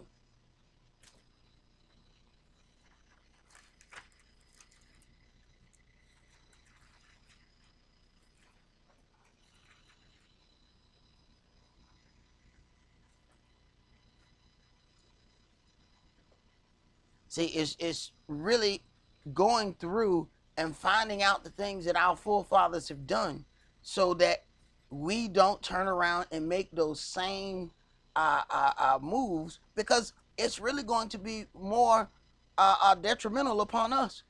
We don't have the opportunity to go and be separated again. We've had a very long separation. We can't go and get in the land and turn around and do the same thing. So we have to know where those mistakes were, so that when somebody else come up and suggests, hey, let's do this. No, man. Man, our forefathers went through such and such and such and such because of that. We ain't doing that. And how powerful is that? You got to be willing to fight Israel. Yeah, everybody keep talking about, yeah, us getting our own land and we're going to do such and such. And the only thing that we put in that scenario is us fighting other nations. It never does occur to us. No, you got to fight your own folk first. You have to fight them, because they're going to be in the wilderness trying to set up Christmas trees, trying to do all kind of things. Bro, what you doing with that? Bro, you can't do that over here. You got to be prepared to fight your own folk. Look how many different groups of Hebrews there. Listen to them long enough to figure out, man, they got some different doctrines. Ain't no different than when we were going to church on Sunday. Those are different doctrines. All that stuff is not going to be able to go into that land. That's why Yahweh say, I'm going to bring all of them out, but I'm going to purge out the rebels. But we're going to have to go through that part where the rebels are purged out. At least we be one of those rebels that are purged out. 1 Samuel chapter 14, and let's start that at verse 1. Now it came to pass upon a day that Jonathan the son of Saul said unto the young man that bare his armor, Come, and let us go over to the Philistines' garrison that is on the other side. But he told not his father. And Saul tarried in the uttermost part of Gibeah under a pomegranate tree, which is in Migron. And the people that were with him were about 600 men. And Ahiah, the son of Ahiatub, Ishabad's brother, the son of Phinehas, the son of Eli, Yahweh's priest in Shiloh, wearing an ephod, and the people knew not that Jonathan was gone. And between the passages by which Jonathan sought to go over onto the Philistines' garrison, there was a sharp rock on the one side, and a sharp rock on the other side. And the name of the one was Bozez, and the name of the other Sina. The forefront of the one was situate northward over against Michmash, and the other southward over against Gibeah. And Jonathan said to the young man that bare his armor, Come, and let us go over unto the garrison of these uncircumcised. It may be that Yahweh will work for us, for there is no restraint to Yahweh to save by many or by few. And his armor bearer said unto him, Do all that is in your heart. Turn you, behold, I am with you according to your heart. Then said Jonathan, Behold, we will pass over unto these men, and we will discover ourselves unto them. If they say thus unto us, Tarry until we come to you, then we will stand still in our place, and will not go up unto them. But if they say thus, Come up unto us, then we will go up, for Yahweh has delivered them into our hand, and this shall be a sign unto us. And both of them discovered themselves unto the garrison of the Philistines, and the Philistines said, Behold, the Hebrews come forth out of the holes where they had hid themselves. Right. When you start talking about certain things of warfare, the hardest part of any warfare to fight is that guerrilla warfare.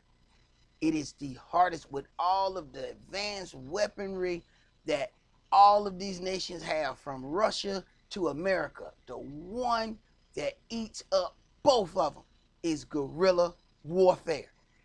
All of their machines, all of these things, they cannot really figure out a way to deal with it.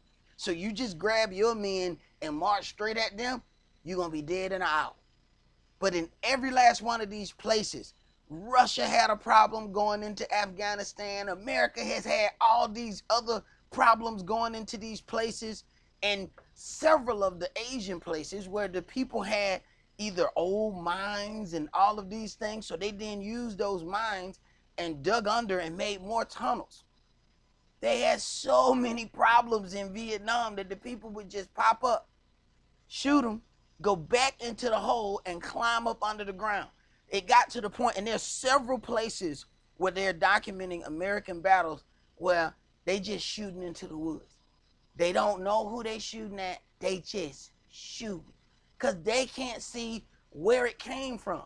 The people that just pop out of the hole, throw some grenades, shoot, kill some soldiers, and then go back in the hole and listen to them. Lay down in the hole and just listen to them just shooting for the next hour and a half.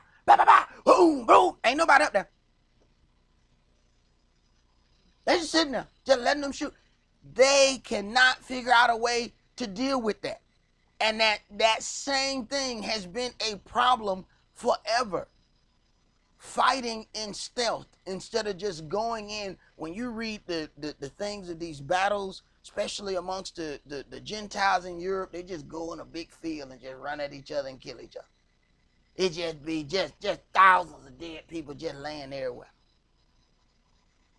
These people like, hey man, that's a stupid way to fight right there. That's a stupid way to fight. That don't make no sense right there. So if that thing still works today, and it's the same thing that they were doing then, consider something, Israel. Because we got some great people that we got to fight. So just running up on somebody with a stick, that ain't gonna work. Throwing a rock out of tank, stop it. Go ahead. Verse 12. And the men of the garrison answered Jonathan and his armor bearer and said, come up to us, and we will show you a thing. And Jonathan said unto his armor bearer, come up after me, for Yahweh has delivered them into the hand of Israel. And Jonathan climbed up upon his hands and upon his feet, and his armor bearer after him. And they fell before Jonathan, and his armor bearer slew after him. And that first slaughter which Jonathan and his armor bearer made was about 20 men, within, as it were, an half acre of land, which a yoke of oxen might plow. And there was trembling in the host, in the field, and among all the people, the garrison, and the spoilers. They also trembled, and the earth quaked, so that it was a very great trembling. And the watchmen of Saul in Geba of Benjamin looked, and behold, the multitude melted away, and they went on beating down one another. Then said Saul unto the people that were with him, number now, and see who is gone from us. And when they had numbered, behold, Jonathan and his armor bearer were not there. And Saul said unto Ahiah, bring hither the ark of Elohim, for the ark of Elohim was at that time with the children of Israel. And it came to pass, while Saul talked unto the priest, that the noise that was in the host of the Philistines went on and increased. And Saul said unto the priest, withdraw your hand. And Saul and all the people that were with him assembled themselves, and they came to the battle. And, behold, every man's sword was against his fellow, and there was a very great discomfiture. Moreover, the Hebrews that were with the Philistines before that time, which went up with them into the camp from the country round about, even they also turned to be with the Israelites that were with Saul and Jonathan. Likewise all the men of Israel which had hid themselves in Mount Ephraim, when they heard that the Philistines fled, even they also followed hard after them in the battle. So Yahweh saved Israel that day, and the battle passed over onto Beth-aven. Right, so this seems like a good situation. Go ahead. And the men of Israel were distressed that day, for Saul had adjured the people, saying, cursed be the man that eats any food until evening, that I may be avenged on mine enemies. So now it's about him being avenged on his enemies. So let's go ahead and do this fast so that, I may look good before Yahweh. But when you're talking about after a great battle, man, these people tired. Go ahead. So none of the people tasted any food. And all they of the land came to a wood, and there was honey upon the ground. And when the people were come into the wood, behold, the honey dropped, but no man put his hand to his mouth, for the people feared the oath. But Jonathan heard not when his father charged the people with the oath. Wherefore he put forth the end of the rod that was in his hand, and dipped it in an honeycomb, and put his hand to his mouth, and his eyes were enlightened. Then answered one of the people and said, your father straitly charged the people with an oath, saying, Cursed be the man that eats any food this day. And the people were faint. Then said Jonathan, my father has troubled the land. Yeah, just because he's the king don't mean nothing. My father have troubled the land. Go ahead. See, I pray you, how mine eyes have been enlightened, because I tasted a little of this honey.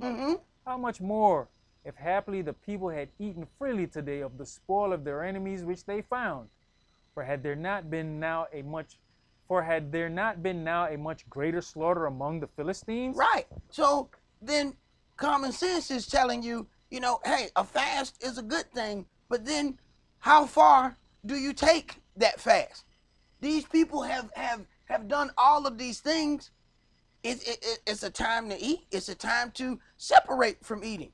You see that these people have gone through all of that. The people are faint. Don't turn around and issue a fast until the people pass out. Go ahead. And they smote the Philistines that day from Michmash to Ahialon, and the people were very faint. And the people flew upon the spoil, and took sheep and oxen and calves, and slew them on the ground. And the people did eat them with the blood. So now you got a good thing that then turns absolutely horrible. So now because they're afraid of what he gonna say, now they're violating the word of Yahweh and eating the animals without cooking them. Because obviously, once you crank that fire up and put that animal on it, you know that stuff goes for miles, boy. We can smell a barbecue from anywhere. So because they're afraid of him, now they're going to transgress against Yahweh. You got to pick who you're more afraid of. Go ahead. Then they told Saul, saying, behold, the people sin against Yahweh, in that they eat with the blood. And he said, you have transgressed. Roll a great stone upon me this day. And Saul said, disperse yourselves among the people, and say unto them, bring me hither every man his ox, and every man his sheep, and slay them here, and eat, and sin not against Yahweh in eating with the blood. Now he does this. And Saul said, disperse yourselves among the people, and say unto them, bring me hither every man his ox, and every man his sheep, and slay them here, and eat, and sin not against Yahweh in eating with the blood. But they didn't do that until he had offered this ill-advised fast. Go ahead. And all the people brought every man his ox with him that night, and slew them there. And Saul built an altar unto Yahweh. The same was the first altar that he built unto Yahweh. And Saul said, let us go down after the Philistines by night, and spoil them until the morning light, and let us not leave a man of them. And they said, do whatsoever seems good unto you. Then said the priest, let us draw near hither unto Elohim. And Saul asked counsel of Elohim, shall I go down after the Philistines? Will you deliver them into the hand of Israel? But he answered him not that day. Right. Yahweh didn't answer him. Go ahead. And Saul said, draw you near hither, all the chief of the people, and know and see wherein this sin has been this day. For as Yahweh lives, which saveth Israel, though it be in Jonathan my son, he shall surely die. Now, somebody else got to die because he has came and put forth this ill-advised fast. And now understand what part of the indignation is. Yahweh not answering. And the more and more things got on, Yahweh stopped answering Saul. Go ahead. But there was not a man among all the people that would answer him. Then said he unto all Israel, be you on one side, and I and Jonathan my son will be on the other side. And the people said unto Saul, do what seems good unto you. Therefore Saul said unto Yahweh, Elohim of Israel, give a perfect lot. And Saul and Jonathan were taken, but the people escaped. And Saul said, cast lots between me and Jonathan my son. And Jonathan was taken. Then Saul said to Jonathan, tell me what you have done. And Jonathan told him and said, I did but taste a little honey with the end of the rod that was in mine hand, and lo, I must die. Now him and his armor bearer killed 20 people by themselves, and now he's supposed to die because he tasted some honey for an oath that he didn't even hear. Go ahead. And Saul answered, Elohim do so and more also, for you shall surely die, Jonathan. This is son. So you got one king as far as Dawid who loved his son so much he let all kind of mess happen. Saul ready to kill his own son. Saul was ready to kill priests. The priest was scared to even go and anoint David. He's like, man, if I anoint Dawid, Saul gonna kill me. Yahweh like, yeah, I know. Yeah, Saul crazy. Look, all right. So tell them you're going to do this thing right here. This is what you're going to do. This is what you're going to announce to the people. Because Saul actually did have priests killed. It didn't matter to him. Go ahead. Now you understand why the people hiding and eating the food without cooking Exactly. it. A man that'll kill priests, what you think he'll do to regular men? Man, you know how sick and twisted that is to eat an animal without cooking it, bro? See, it's certain diseases that will live inside of animals that will tear you to smithereens, Jack. They can walk around with those diseases in them.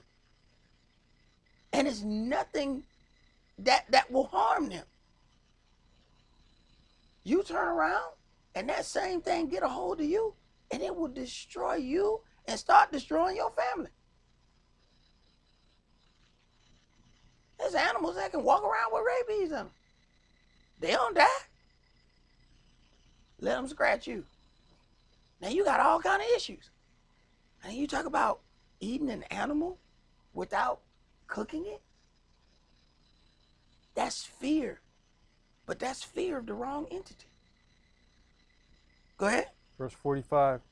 And the people said unto Saul, shall Jonathan die, who has wrought this great salvation in Israel? Elohim forbid. As Yahweh lives, there shall not one hair of his head fall on the ground, for he has wrought with Elohim this day. So the people rescued Jonathan, that he died not. People got to rescue Jonathan from his own daddy. Go ahead. Then Saul went up from following the Philistines, and the Philistines went to their own place. So Saul took the kingdom over Israel, and fought against all his enemies on every side, against Moab, and against the children of Ammon, and against Edom, and against the kings of Zobah, and against the Philistines. And whithersoever he turned himself, he vexed them. And he gathered in hosts, and smote the Amalekites, and delivered Israel out of the hands of them that spoiled them. One of the things you'll find out, as you read the things about the kings, is that it is just constant war and fighting. That is the job of the king, and it was one of those reasons that Yahweh said Dawid could not build a house. He had shed too much blood for him to be able to build the house of Yahweh. Let's go to our 2 Kings chapter 4.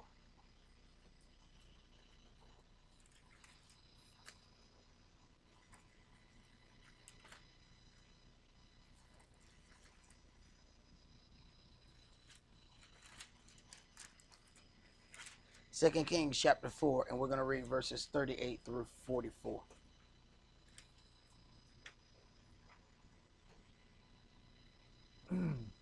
Verse 38. And Elisha came again to Gilgal, and there was a dearth in the land, and the sons of the prophets were sitting before him. And he said unto his servant, set on the great pot, and seethe pottage for the sons of the prophets. And one went out into the field to gather herbs, and found a wild vine, and gathered thereof wild gourds, his lap full, and came and shred them into the pot of pottage, for they knew them not. So they poured out for the men to eat. And it came to pass, as they were eating of the pottage, that they cried out and said, O you man of Elohim, there's death in the pot. And they could not eat thereof. But he said, then bring meal. And he cast it into the pot. And he said, pour out for the people, that they may eat. And there was no harm in the pot. And there came a man from Bel-Shalishlish, and brought the man of Elohim bread of the first fruits, 20 loaves of barley. and full ears of corn in the husk thereof. And he said, Give unto the people that they may eat it, pardon me. And his servitor said, What? Should I set this before 100 men? He said again, Give the people that they may eat, for thus said Yahweh, they shall eat and shall leave thereof. So he set it before them, and they did eat, and left thereof according to the word of Yahweh. And the whole point of the thing, even though there was some poison in the pot, it did not harm the people because of Elisha dealing with those things. This is why we pray over the food that we eat, because the whole situation is, even though we may be eating something that's clean, these people do all kind of things with food. And here's the thing, sometimes you know it, sometimes you don't, because what they do is they just keep changing the names of things. And if they make up something and it is a made up name, you know how long it's going to take for you to figure that out? And you're constantly doing or chasing this thing to try and have a clean meal to be able to have. But we have to remember that very thing that was said in the Old Testament, Yeshua said the same thing in the New Testament. He said, go talk to all of these people amongst them, and if you eat anything poison, it won't hurt you. That's what he said when he sent them out to work.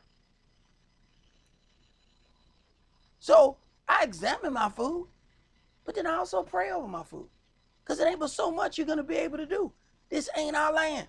If you could do all of that, we wouldn't be in punishment. We wouldn't be in captivity.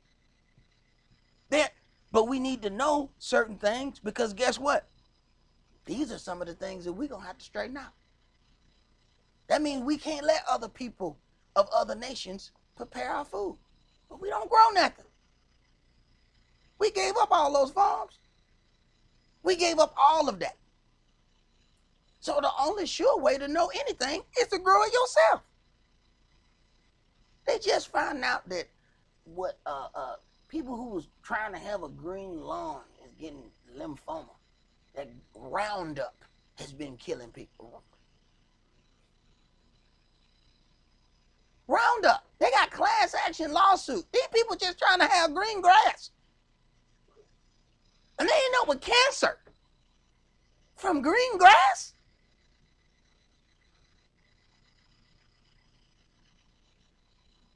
But Yahweh needs us to start figuring out certain things, because eventually we're going to have to take care of all of those things on our own. And there's certain things that we've gotten accustomed to dealing with, so we don't have to worry about it. We just go up to the market and grab whatever. But the problem with that, you don't know anything that's been done to it. You don't know how it was picked. You don't know what they did. This is why we have to pray over that and just look as best as we can and go on about our business. Let's go to Hosea chapter 9.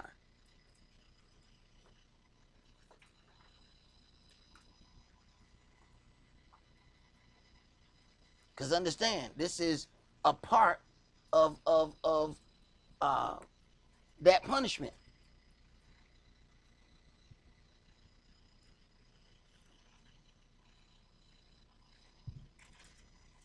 So when we grew up, every yard has some kind of fruit tree in it.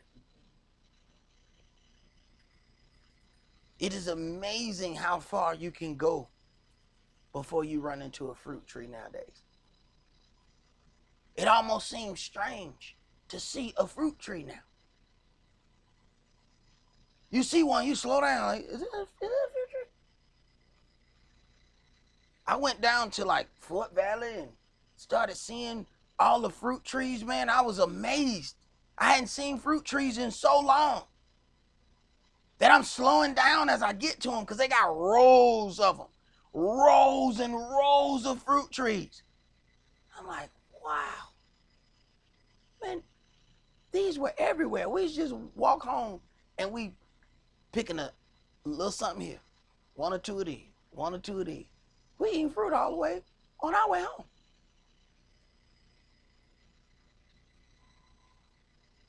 Hosea chapter 9, and let's read verses 1 through 10. Rejoice not, O Israel, for joy as other people, for you have gone a whoring from your Elohim. You have loved a reward upon every corn floor. The floor and the winepress shall not feed them, and the new wine shall fail in her.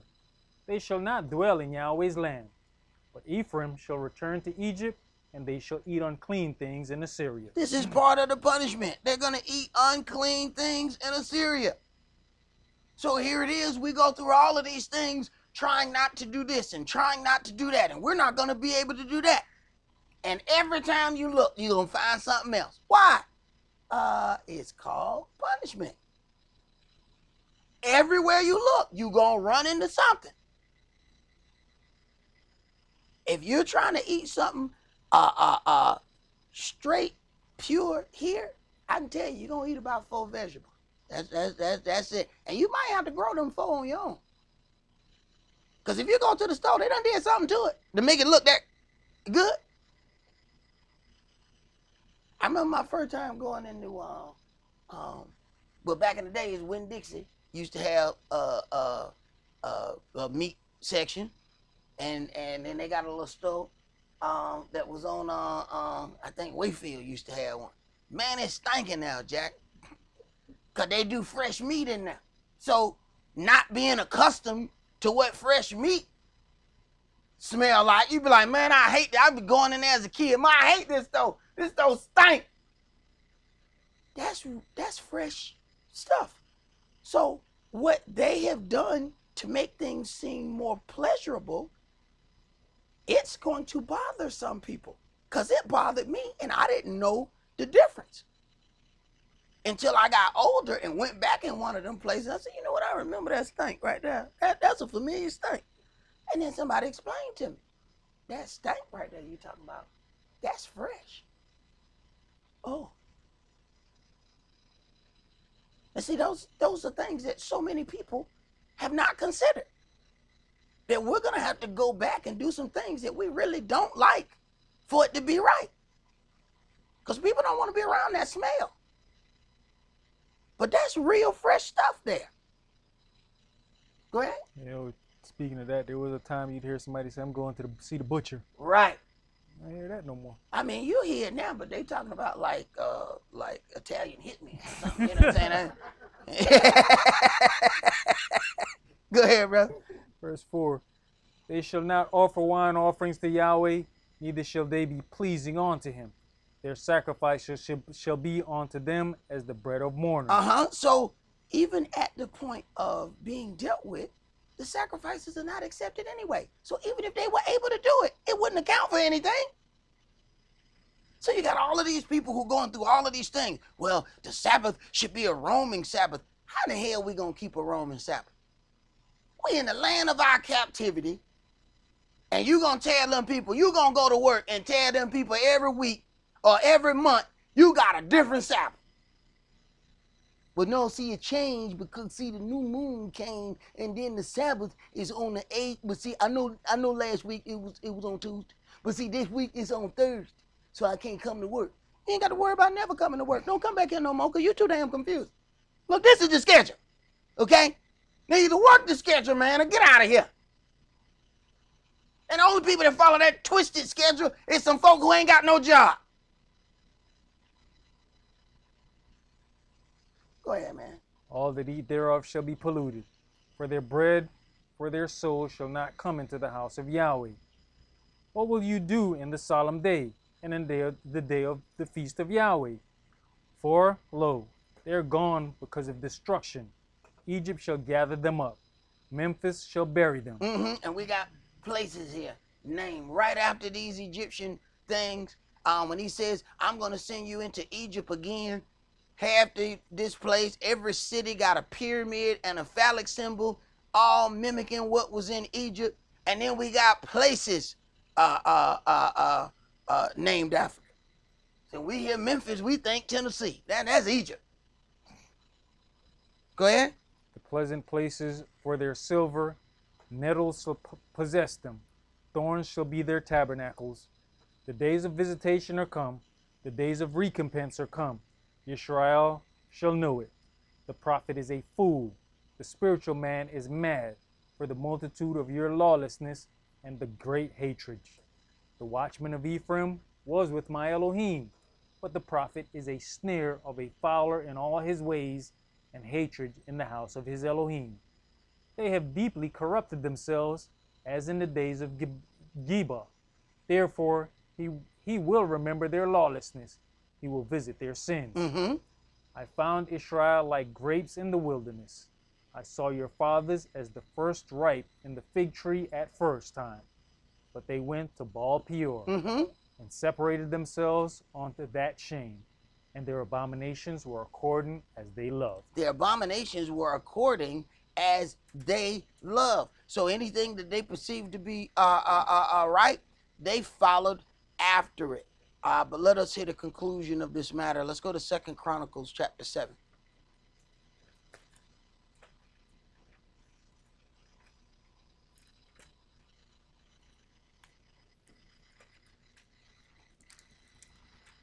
Second Chronicles chapter 7, and we're going to read verses 11 through 22. See, it's important that we know what the children of Israel have done and what ways we have transgressed against Yahweh, but then it is also important for us to know what we can do to turn those things around. And the people who are telling you to go away from Yahweh's law, those are the very people that are trying to keep us in the bondage. And it is amazing because those are people that holler, oh, you following that bondage. No, you're trying to keep us in that bondage. 2 Chronicles chapter 7 and verse 11. Thus Shlomo finished the house of Yahweh and the king's house, and all that came into Shlomo's heart to make in the house of Yahweh and in his own house, he prosperously effected. And Yahweh appeared to Shlomo by night, and said unto him, I have heard your prayer, and have chosen this place to myself for an house of sacrifice.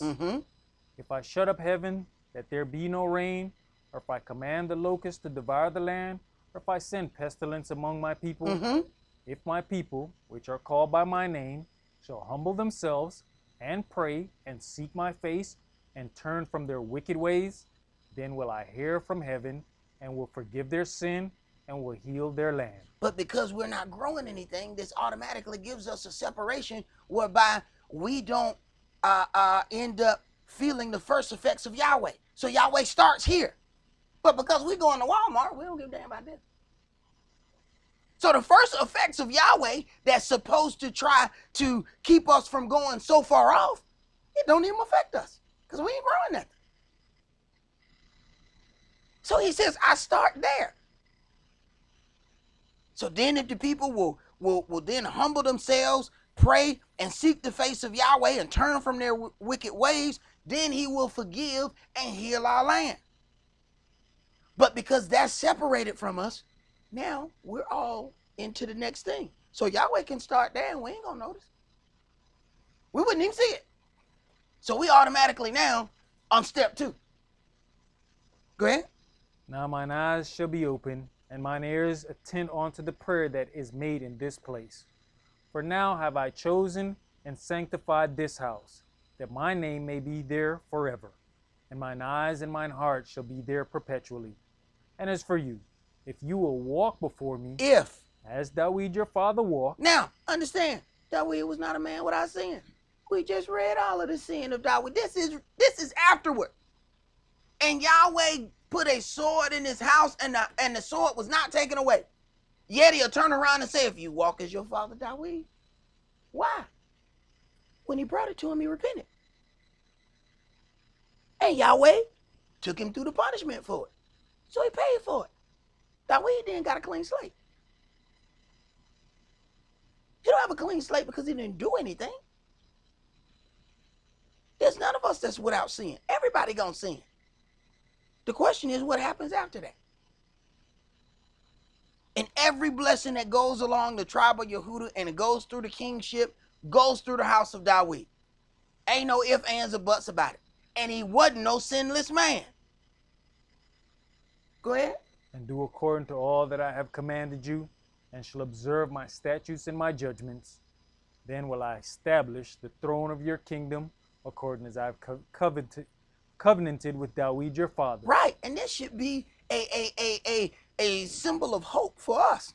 That if Yahweh could make a covenant with this man, still deal with him in his wrong, still deal with all of those things, punish the man, and still keep the covenant, that is a symbol of hope for us. That even as we fall, we can still be restored. Go ahead. Saying, there shall not fail you a man to be ruler in Israel. But if you turn away and forsake my statutes and my commandments, which I have set before you, and shall go and serve other gods and worship them. So we then see the power in being restored is trying our best to walk in the culture that was given us, the statutes and the commandments.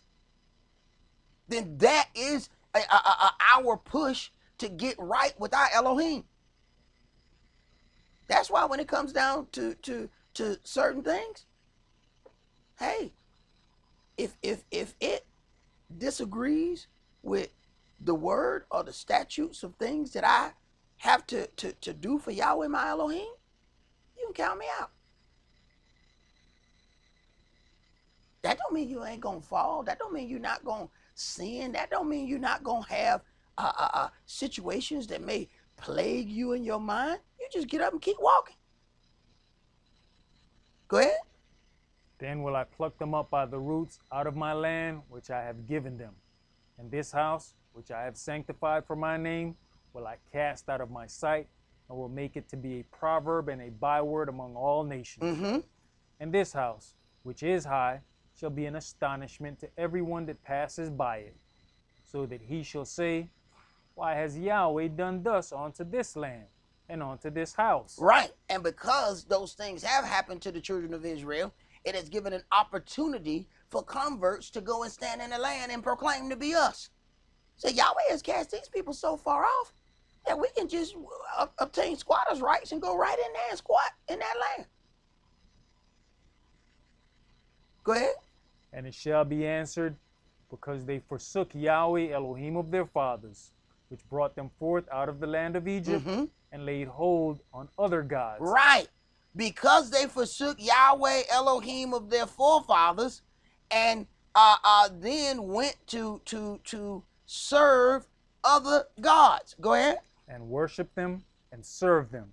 Therefore has he brought all this evil upon them. Therefore has he brought all this evil upon them. So then in understanding that, if we're going to reverse that, if we're going to back that up, then we have to start backing away from the worship practices of other gods that are carefully interwoven into the secular life that's here in the daughter of Babylon. See, all God worship don't look like it's God worship. Some of it just looks like you're just participating in a festival. Some of it just looks like, you know, you're doing some fun things.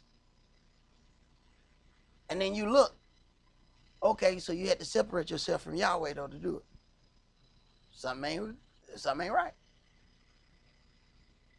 If you got to separate yourself from Yahweh to do it, something is not quite right about that thing. So let us consider all of those things, because we have a great work that we're going to have to do in setting back up in doing our part in setting up a righteous governmental system and being directed by Yahshua and King David. There is some things that we're going to have to do, some fighting that we're going to have to do even amongst our own people.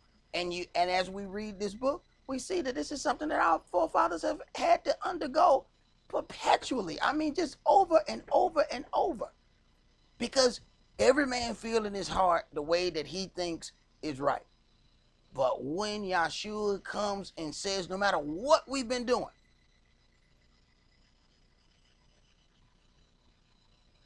when Yahshua says this is the way we're going to go, every other thing that you have done before, none of that means anything.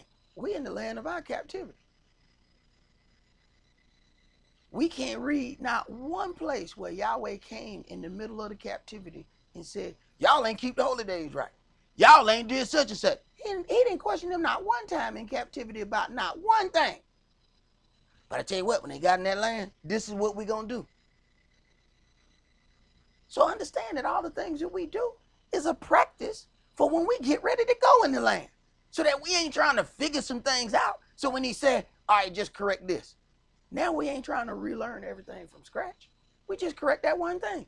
Oh, we was doing this on the 13th. We need to do it on the 14th. Boom, done. So what we doing? Well, he said, it don't matter what we've been doing before. We gonna do what Yahshua said we gonna do. And everybody who has some kickback against that, you're gonna see them lying at your feet. All that time of Yahweh has dealt with all of the disrespect that he's gonna deal with the children of Israel. That's why he said, I'm gonna bring them all out, but I'm gonna purge out the rebels from among them. Understand, all rebels ain't like these mean-looking people that you thinking. Like they're gonna be like, no, no, no. Some of them gonna be just the sweetest looking people you have ever seen in your life. They're gonna talk so nice. They ain't gonna do a damn thing you say. Every time he turn around and he put off this word, they gonna make a reason why they don't have to do it. And they're rebellious. Though they sound sweet as diabetes. They rebellious. So get ready, Israel, because we got a great work to do. That's all that we're going to do for today. Remember the Sabbath to keep it holy. Shabbat shalom. Shabbat shalom.